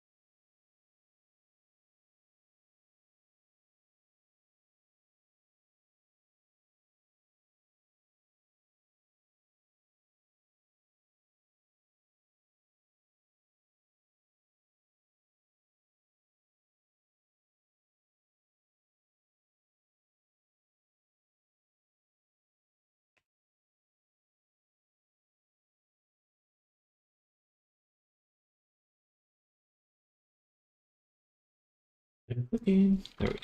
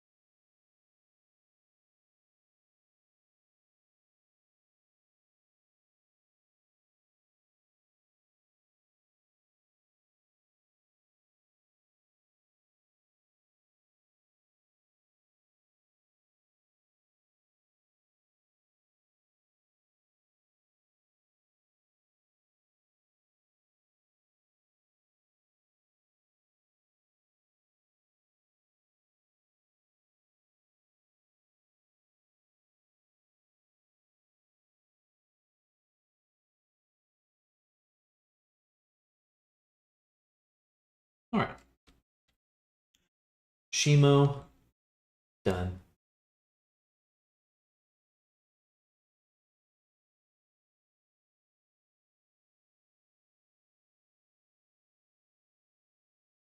Done for now.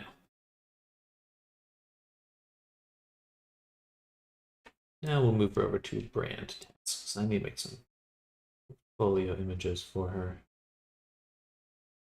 for the avatar. And we're going to work on Ava.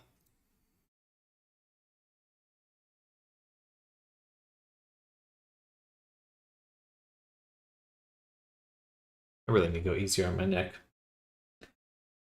I die.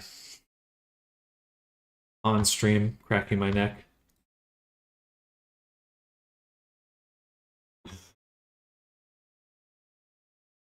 Very proud of this system we made here for the geometry nodes. But I did actually make a better version of it. So I'm going to go extract that, but I do have to hide my screen for a moment. 1 second, everyone.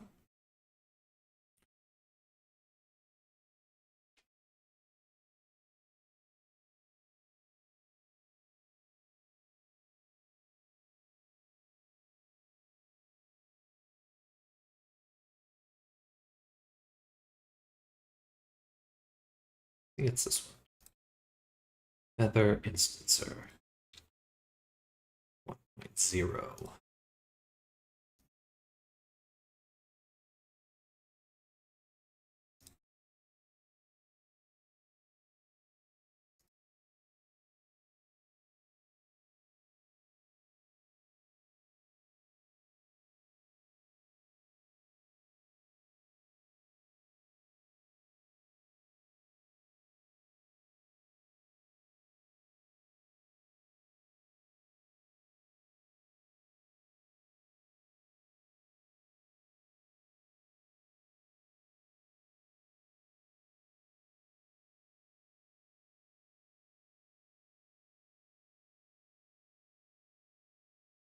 What am I missing? I'm missing a vertex group name. All right, we can switch back. So, build this feather instancer. We're going to do Shift Control S. No, do File, Save Copy here, and we'll call this free feather node update. Yeah.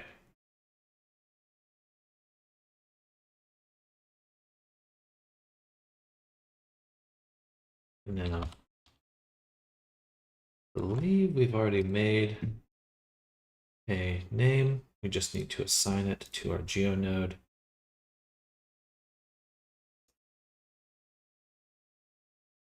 Top.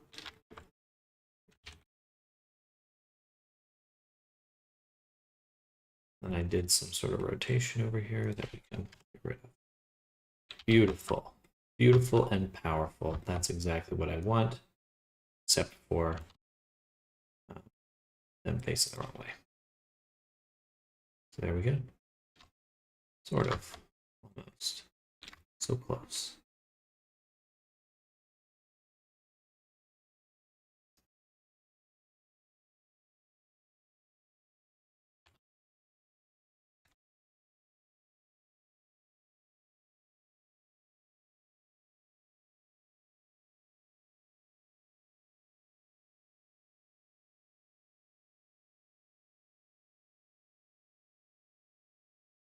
Not perfect, is it?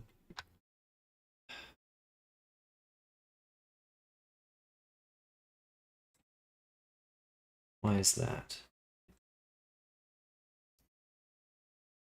Because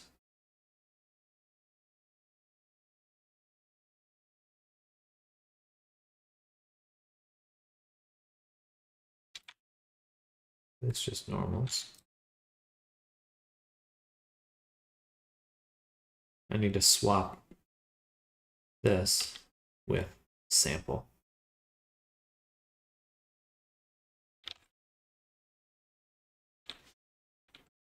Sample nearest surface. And we're sampling the initial geometry. So I can use my input, group input, my geo. Here, we want a vector using normal.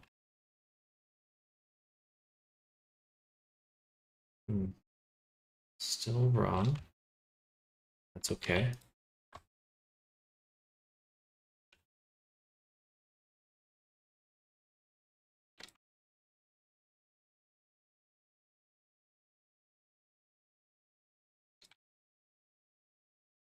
Or it's still the same.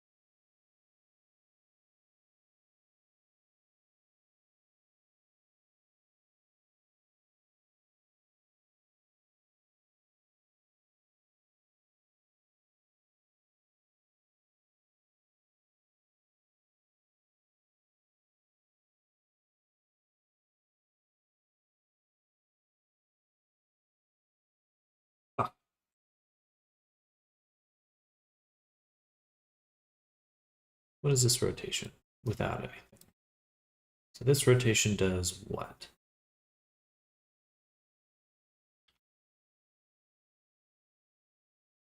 They're all facing this way with an odd initial rotation, which we should zero out. They're all facing this way. Cool. Then we rotate them so that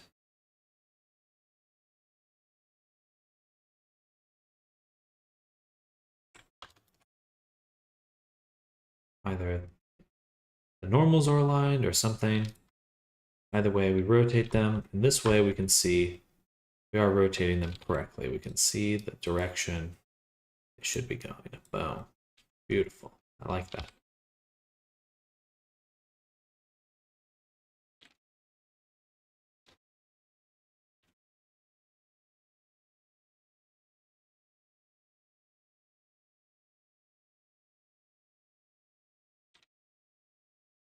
The difficulty is once they're here, you need to rotate them again.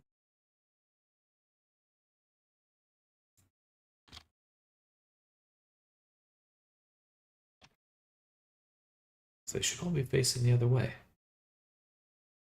And additionally, I need to rotate them on their axis, the y-axis, x-axis, get them to poke out. There we go. Okay, I see now. The main issue is that I'm rotating them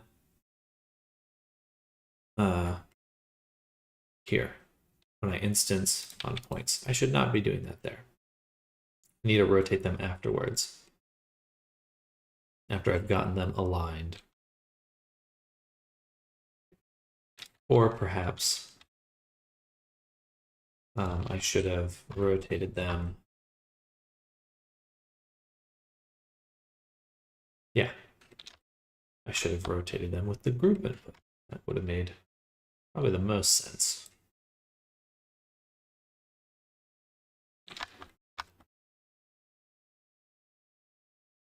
Use these controls that I made for myself. Do the thing I needed to do. Okay, we did it. It looks good though. It does look quite good. And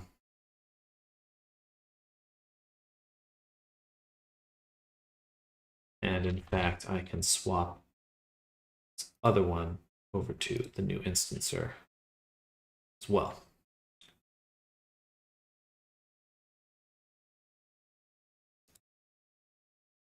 use the same group. Top. Like that. And I think we'll just copy.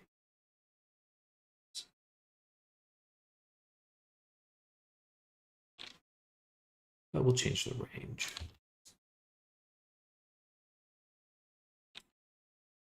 Oh, goodness.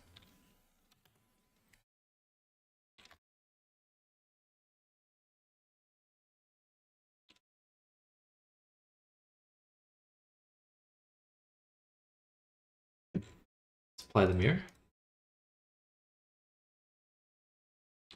Or not. There.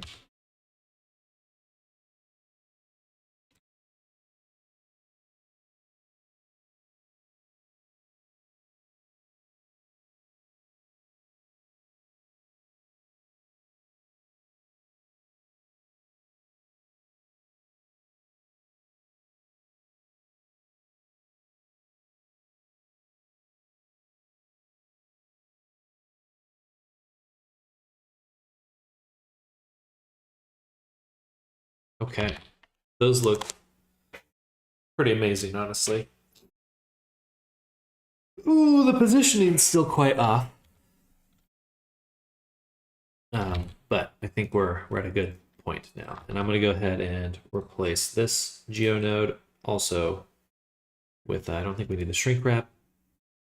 We do need our feather instancer too.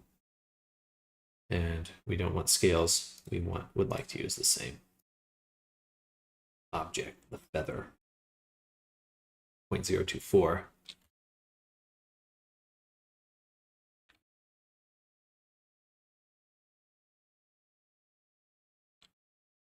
Then select to use this right here, assign as top toe.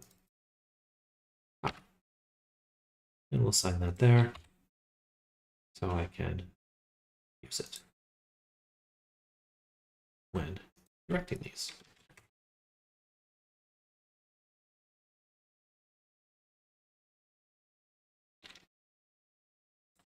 I think we have one too many subdivisions.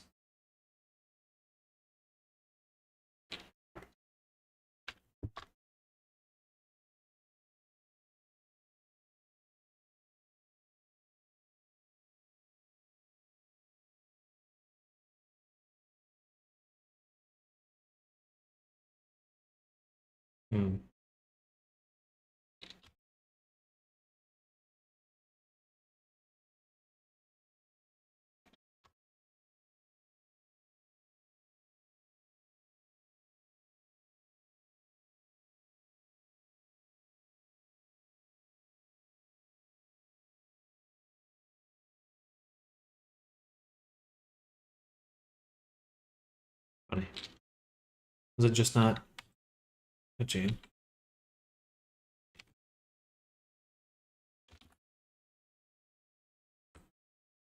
Doesn't seem to like that.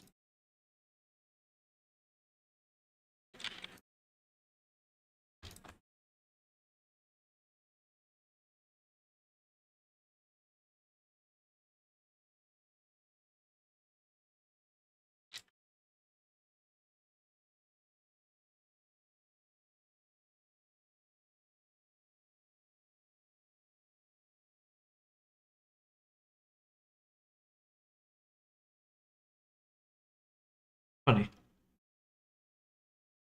That should be working fine. There we go. Almost.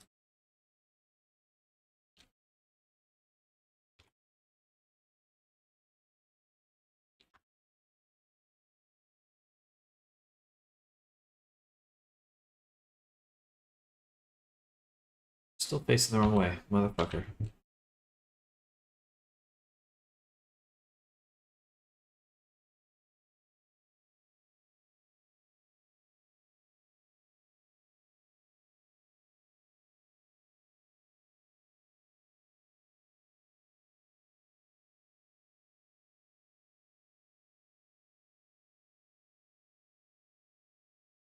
Just those ones, though. Everything else is beautiful and perfect.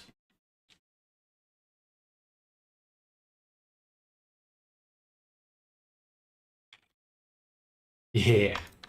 Neck feathers. Got the neck feathers. Guess I'm singing. But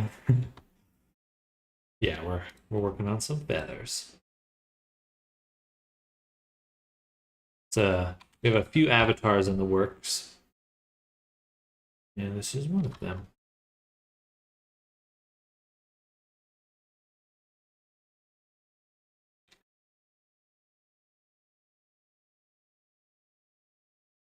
You do a lot more work to get the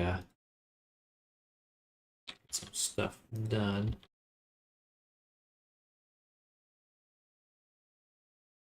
Also love if you'd stream working on mine. I love watching the creative process. I'd be down to. I think we'll have to the grand finale, I missed it. There's not too you didn't miss too much. Didn't miss too much at all. With a lot of feathers, it is indeed. But we've really streamlined them. Most of them are quite what's the word? Optimized.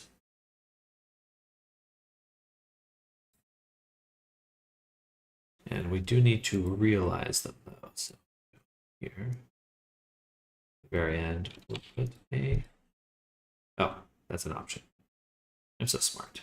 So smart that I don't remember to do the things I should do.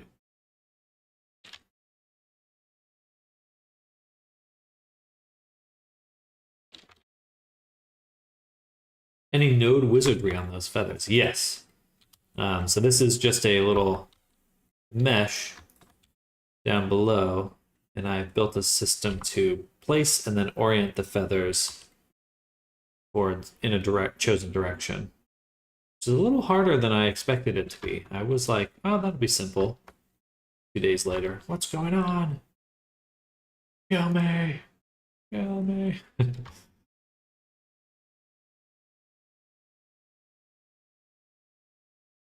Will the sneakiness never end? Never. Never, ever.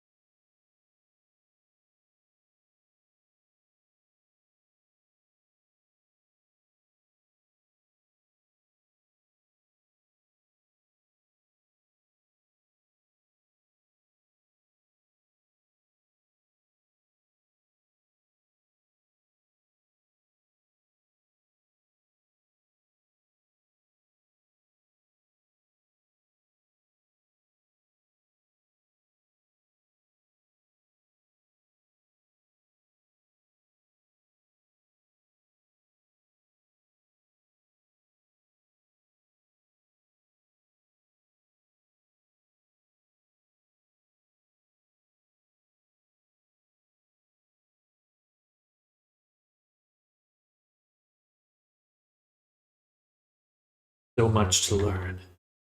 I don't think you have to do it that way. You could have. I just get tired of placing things by hand. I'm at this point where it's like, I look at something and I go, man, if I really wanted to do that, I could.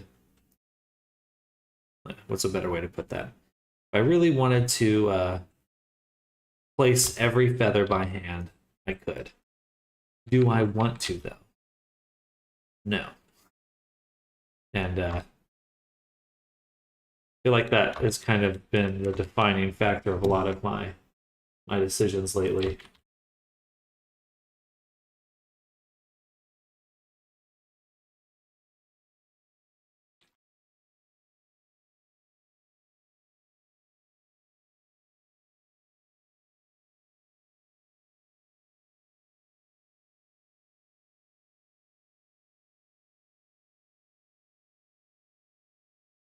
I don't think I will. Yes.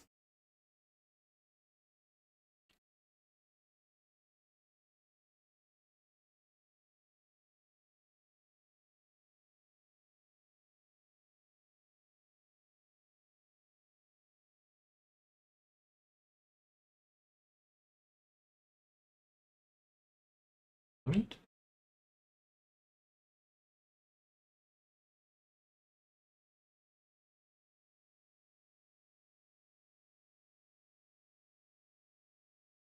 We're just gonna be doing some sculpting today, getting this face correctly situated.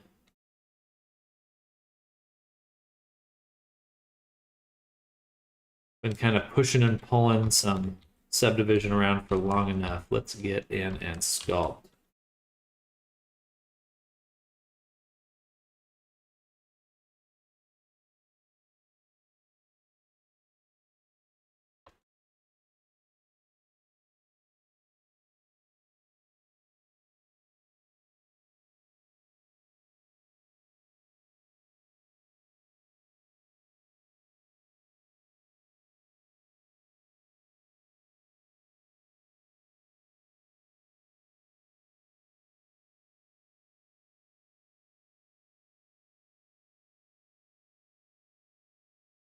Do I want to do more work? No, I don't. Okay, well, here, the learning truly starts here. Hair and fur, bonus learnings.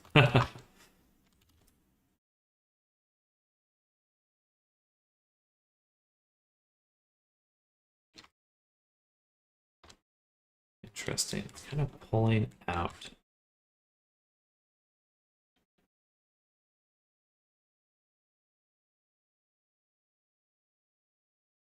It's okay, because the eye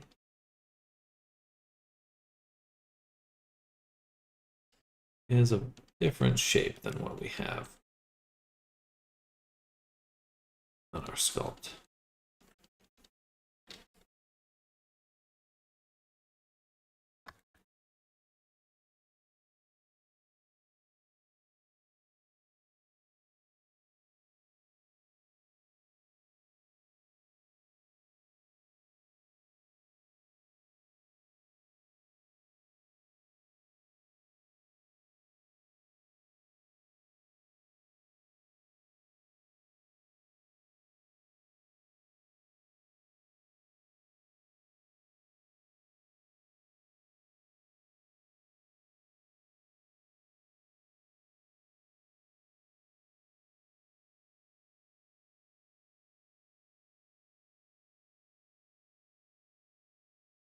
Turn off the face sets, or turn them.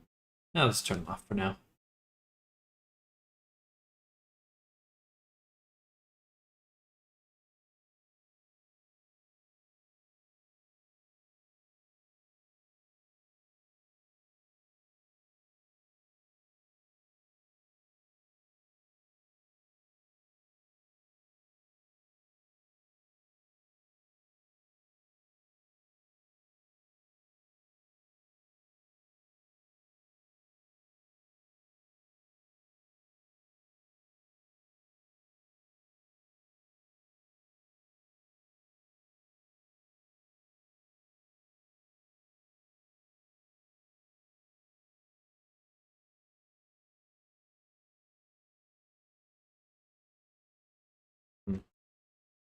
Let me go ahead and do one more subdivision here.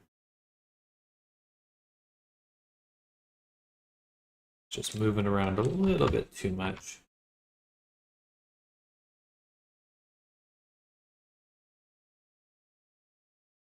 So very laggy right now. Wireframe's not that dense.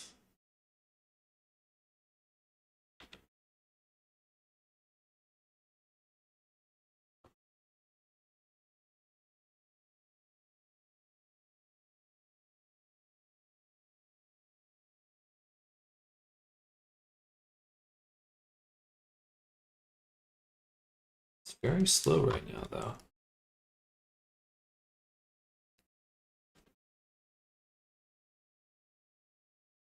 Why?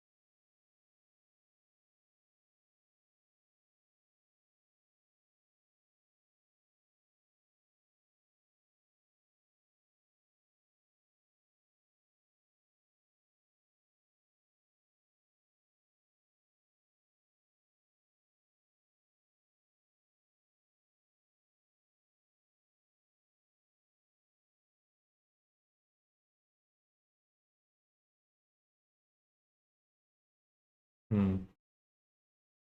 Darn. This indent I did.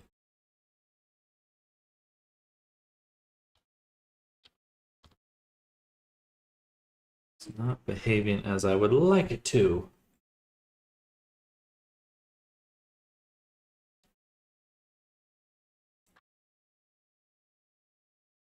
I think we might remesh this one. Yeah. I'm thinking we will.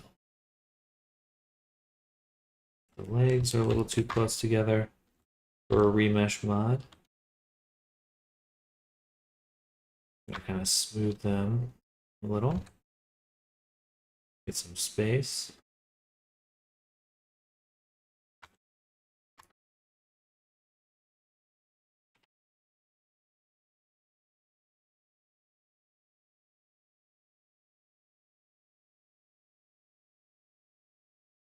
Yeah. Something about the sculpting that feels just a little weird right now. Also, the legs are a little too long. Arms could be longer. We'll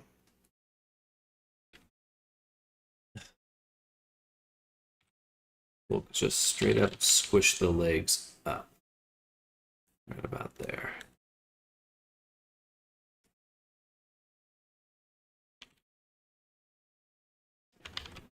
That looks strange. We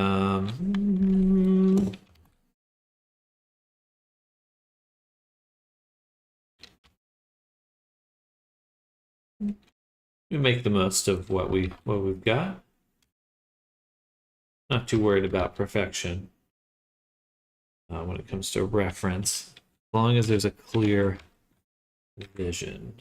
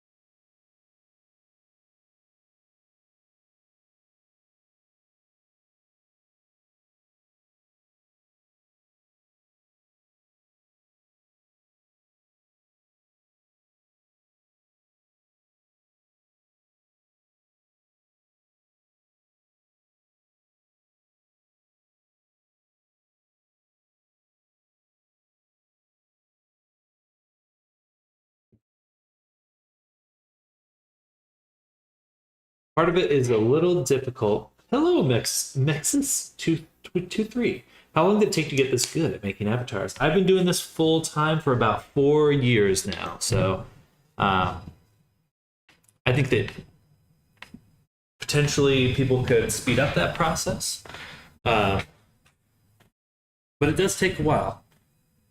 Mostly, what's difficult about this work is just all the different software, all of the different things. There's no end to how complex you can make something when it comes to 3D work. So, kind of some balancing, a little bit of a balancing act in some ways.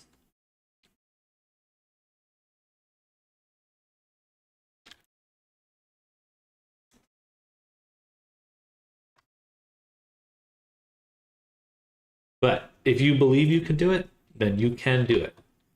I want to assure you. It's really much more about maintaining habits, maintaining like a, I don't want to say grind in the sense of like, there's some, I don't want it to you know, kind of reinforce some unhealthy perspectives, but I do think that as long as you're being consistent, you're going to get there for sure. And if you have any questions, I'm always here. You're always welcome to come by and if I can give you some pointers, I will.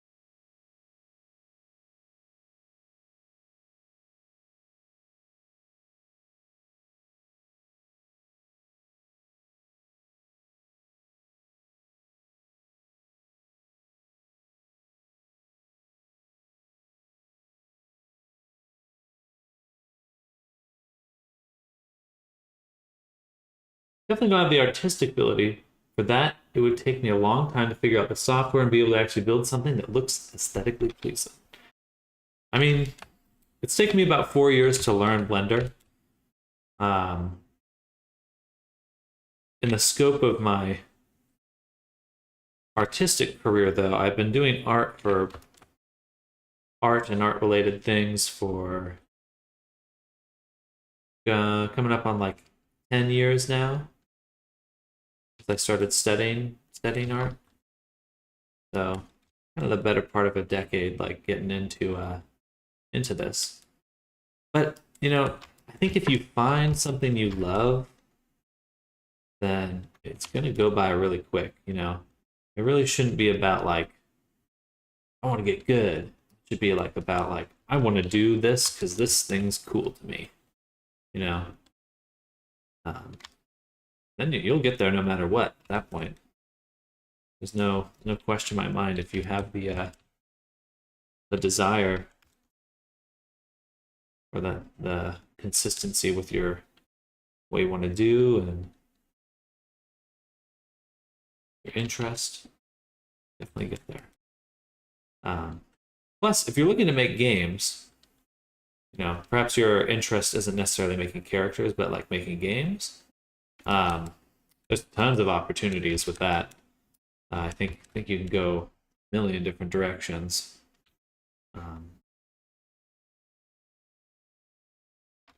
Especially with that VR and stuff coming into the mix. It's going to be very interesting.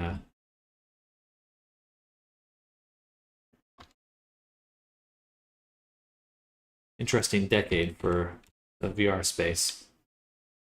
A little too pig-like. Looks, I'm getting kind of a Porky Pig vibe right now.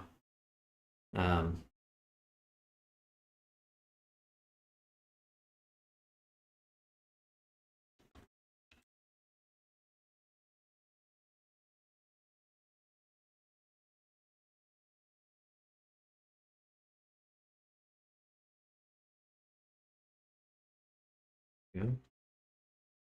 Better.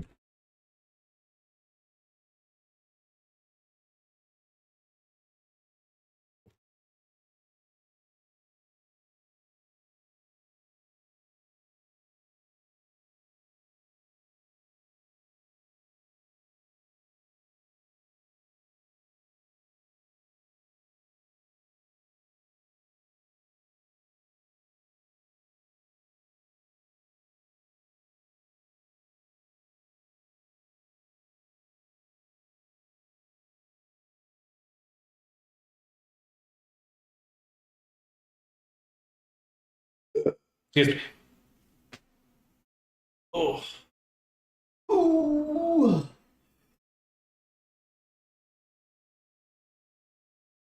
How long does it take you to typically build an avatar? I tell my clients it takes me 3 to 4 weeks, and generally it's anywhere between 2 to 4. Especially because when I went traveling recently, and I do tend to do multiple characters at the same time, so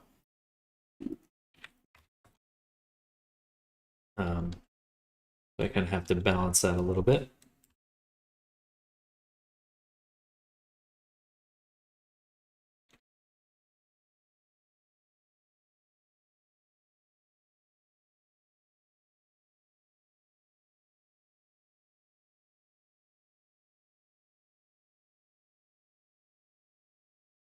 If anyone's interested in a commission, definitely feel free to reach out.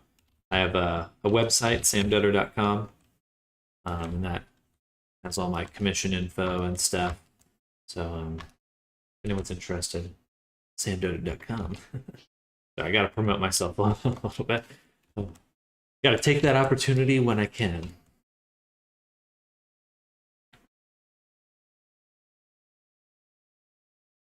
Oh, interesting. How did I make this so small? What did I do? Oh, interesting.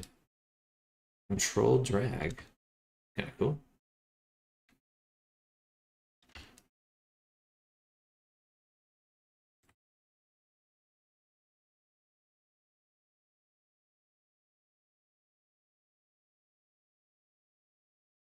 Does this type of work pay well?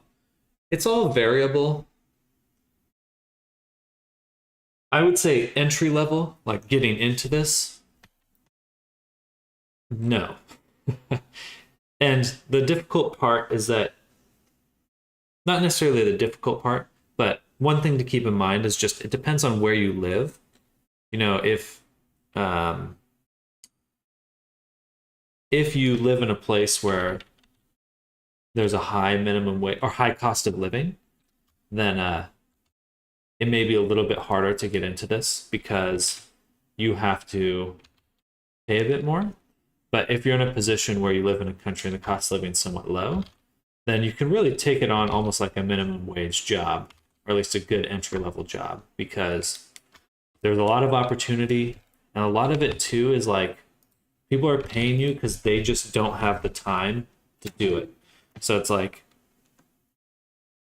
if they just need some process done to their character or their work, then it is kind of good. And there's a lot of sites out there, especially games like Roblox, Second Life, VR Chat, any sort of worlds or any sort of platforms that allow for people to create custom content. There's probably a good chance there's a community there looking for work, looking to hire people and have them create things for them. So I think that kind of space will just kind of continue to grow with time. Like you're just going to see a lot more custom content in games, more and more and more and more. So again, I think that trend will continue. So anyway, I'm kind of rambling now. Mostly as a creator, it just depends on how well known you are. Like if you can get to the point where the demand for your work is super high, it doesn't really matter. That's all that really matters. If the demand for your work is high, then you can make a good living. If the demand for your work is low, then it's harder. But it's a lot like drawing, right? Like there's a lot of people who can draw, but there's fewer people who have a lot of people wanting their drawings. So you work for a company then, or do you work independently? I work for myself. So I work freelance.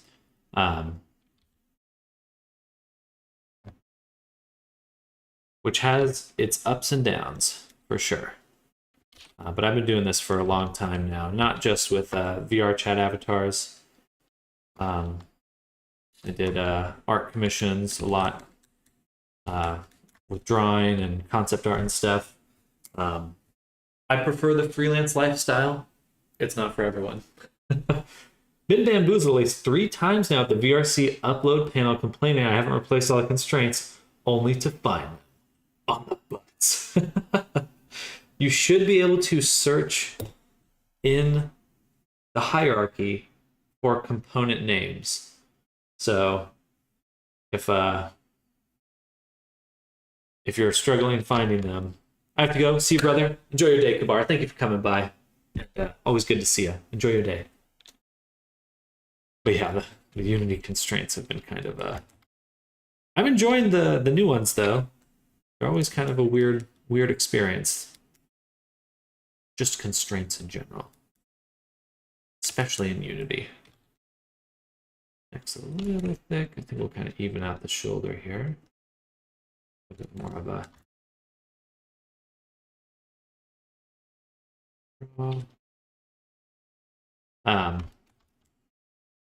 But all that being said, Nexus, enjoy your day, Kabar. But all that being said, Nexus, I think it's just like anything else. It is just a job at the end of the day. Like I like doing this job, but it is work. It's still labor. Like, if you're just looking for stable income, I don't think that I can like wholeheartedly recommend this path. There are simpler ways to find something enjoyable that pays well. But if you are set on making a living in this space, it is possible. It'll just be a challenge. And I would say that if you don't jump into doing commissions right away, if you can, just get a normal minimum wage job, work at that part-time, and spend a part-time amount of work just building your portfolio. Because that's all that matters at the end of the day, is having a good portfolio where people will look at it and want to hire you. Like, if you don't have that, don't jump into the commission game, because then you're trying to build it at the same time you're trying to support yourself. If you can just get a job at a coffee shop and support and have that pay your bills, pay your food while you build your portfolio, then that is 100% what I'd recommend. I should have taken my own advice there a few times in my life, because I'm just saying that because anyway, I could go on, but if you're looking for any more insight, I'd be happy to share. I do tend to ramble when it comes to that kind of stuff, though, because I can go on. I'm long-winded person.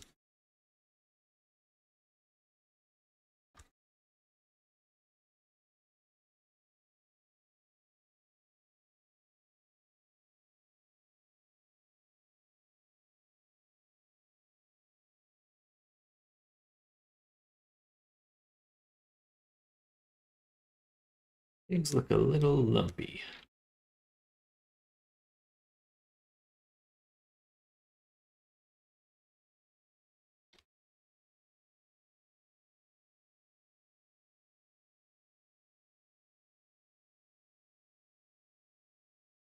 I have a lot of them because I make chunkier characters, so I need them to carry the shape more. Yeah, I want to start, I think, just now that constraints are a lot cheaper, I think I'm just going to take the time to find a better hip bone setup. Because there's the hips and stuff just really, really don't play nice with Unity's IK system a lot of the time.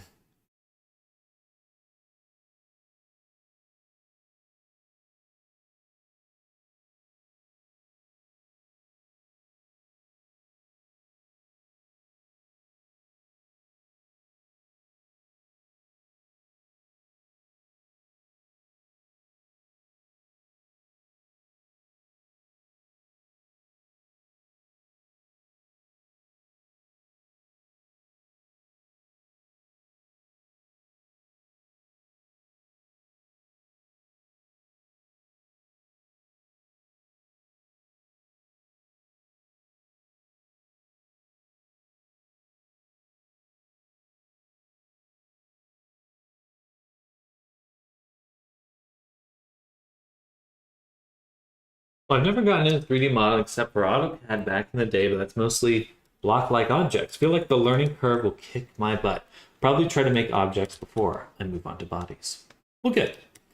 Yeah, I think, I don't know if you have a 3D printer, but that's always a fun place to start. Or if you have a buddy that does.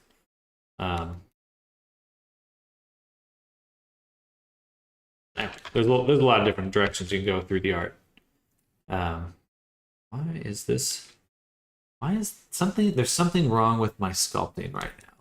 With like my sculpting tools, they just are not behaving as I would expect them to. I kind of if my tablet's lost pressure or something.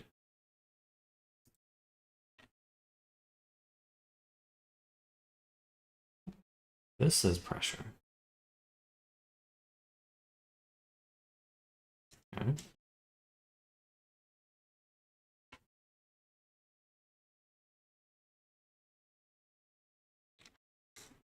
Just really, really laggy. I'm gonna turn off everything else but the reference. See if that helps.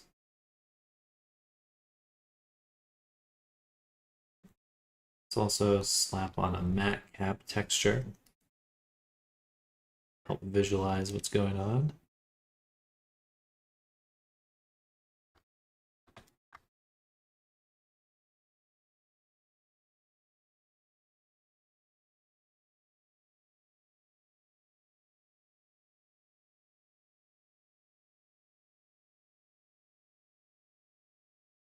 I can't remember the name of the first 3D software I tried, but I remember you had to manually move each vert by typing in the coordinates. I think it was in 2005. Ooh, that's rough.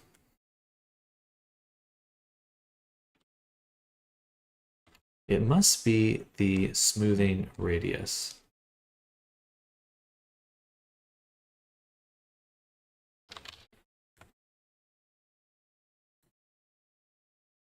That was about the time frame I started playing around with AutoCAD. Been learning 3D for 20 years and only got somewhere in the last 2 years thanks to VR furries figures. I do think VR has been such a wonderful inspiration because it's like there's so many things you could do in 3D art, like, oh, maybe I should do this, maybe I should do that.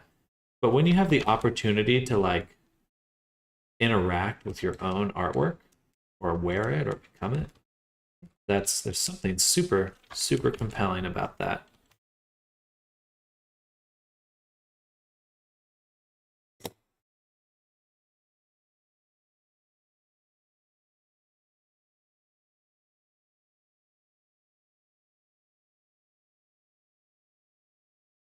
Have you ever taken on like super cringy commissions? Depends on what you mean by that. I think that kind of comes down to taste, but I've enjoyed all the commissions I've done. Um, I wouldn't say that anyone's commissioned me for like a meme or anything. Cringe isn't real.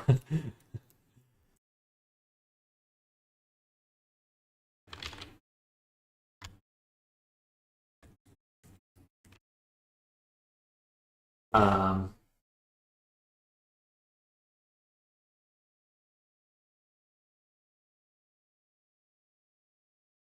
they just feel uncomfortable with creating a question. The client's mentality. I mean, I don't think I'm the one that would question. I think no, I have not had any clients like that. Is what I can say. I think I've really enjoyed all the work that I've done.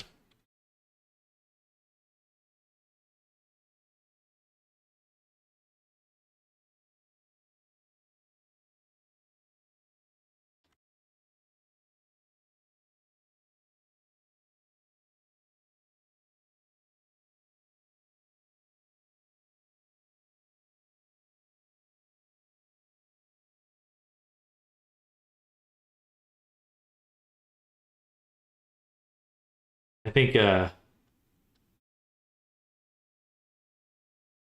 for me, I really look at what kids used to bully other kids, what adults used to mess with kids. I think for me, I really enjoy this work because I really do kind of picture it for myself as like less about making like a character for people and a little bit more like making a body for people. I think that there's a lot of I wouldn't say freedom, a lot of like appreciation from that. Augie the Frog 123, thank you for the follow. Hello, welcome to the stream. Um, Certainly, I would say I've worked on things that I think other people would find cringe or distasteful. Um, for me, I mean, even just I do a lot of personas, and for some people, that's already like a step too far. Um, so I think really just depends. That's all variable.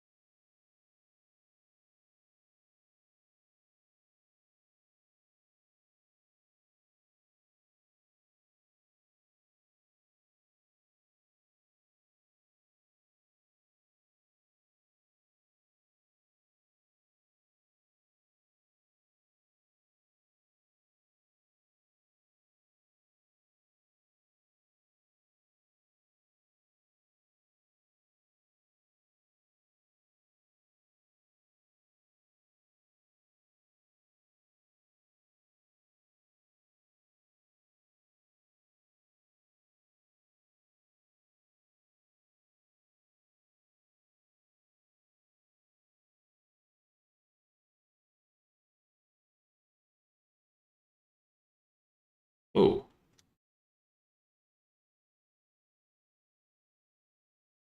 Eyeballs.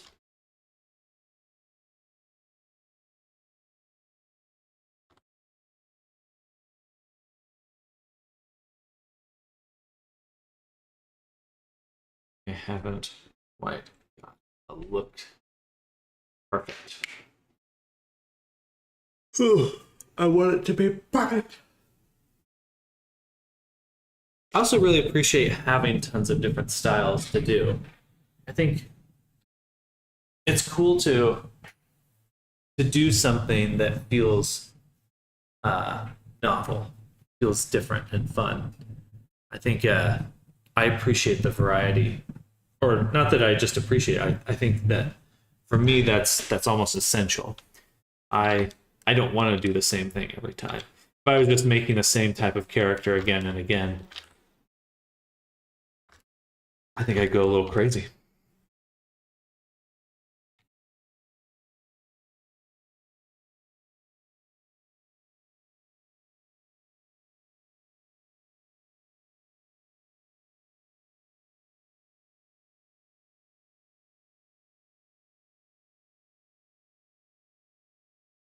We're shooting for that type of foot.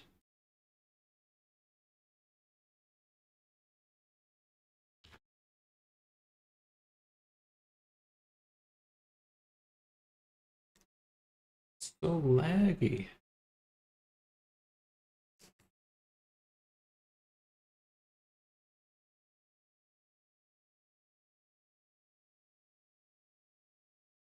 I had a friend that would create reflective and black light reactive posters, and he told me about some of the creepy requests he got from his clients.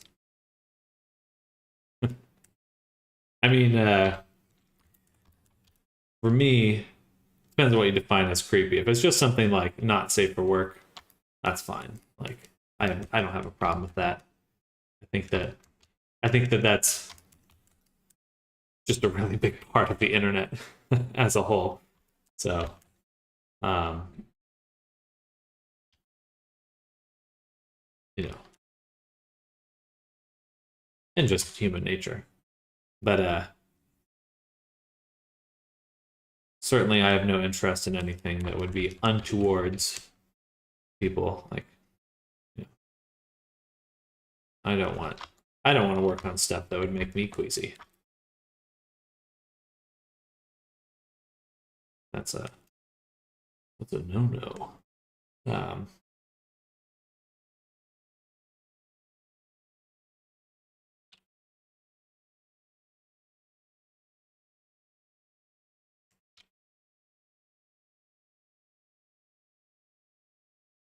I think the only funny requests that I've gotten a lot of times is there was someone that came by very frequently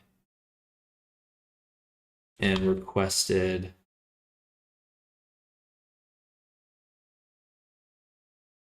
it was always like a combo character, like they wanted a transformer version of everything. And they would like come in and they'd be like, make a transformer version of this, make a transformer version of that. And I'd be like, hey, you can commission me, if you want that. And and I don't think they ever had any interest in actually commissioning me. I think they were more interested in just sharing the uh, the idea that they liked.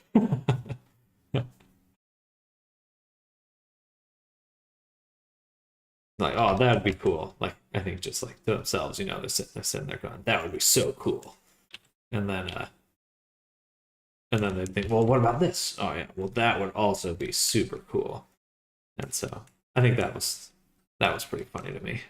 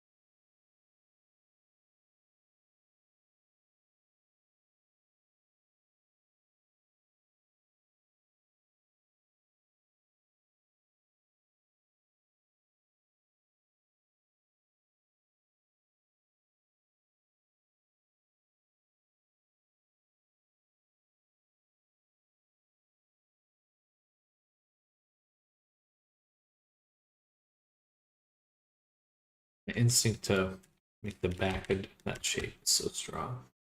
Gotta resist that. Pulling the back out to make the same shape I just changed it to not do. Okay. All right, we got another 10 minutes, and then I will be going on lunch.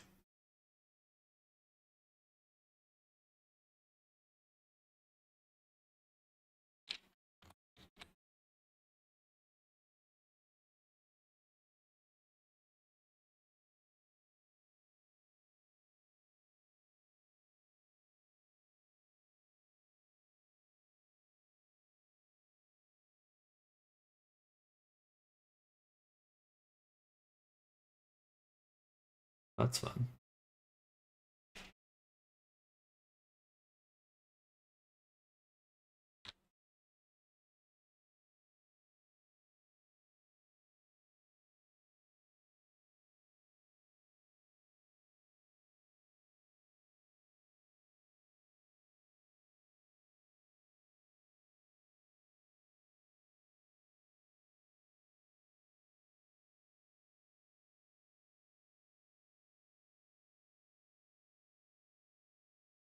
Can I not select between collections?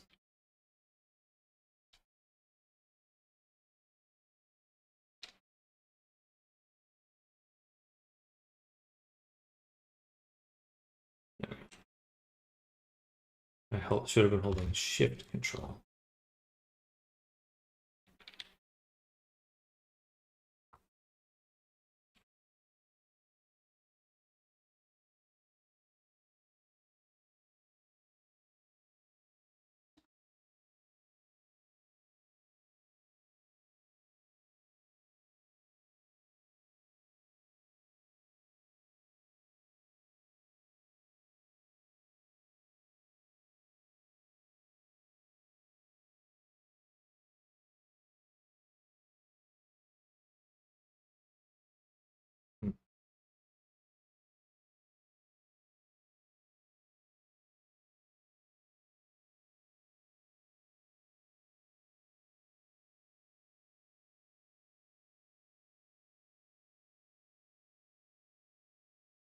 Gotcha.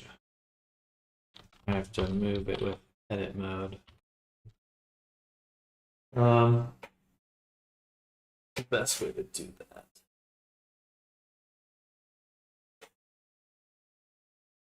I guess I move it and then I just apply it. Okay, once again. Boom, boom.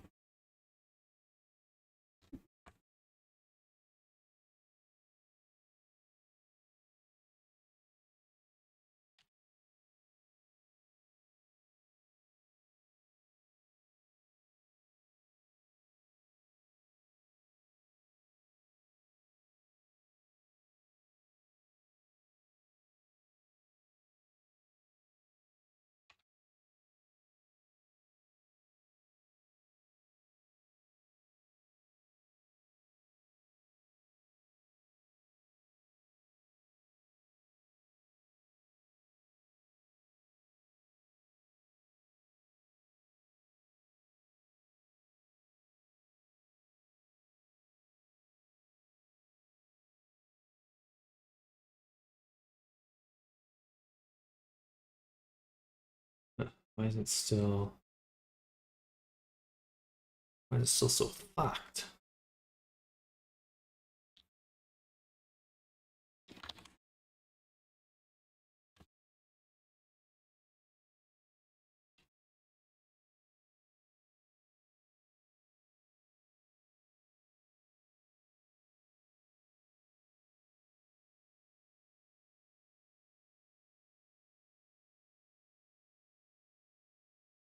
There we go.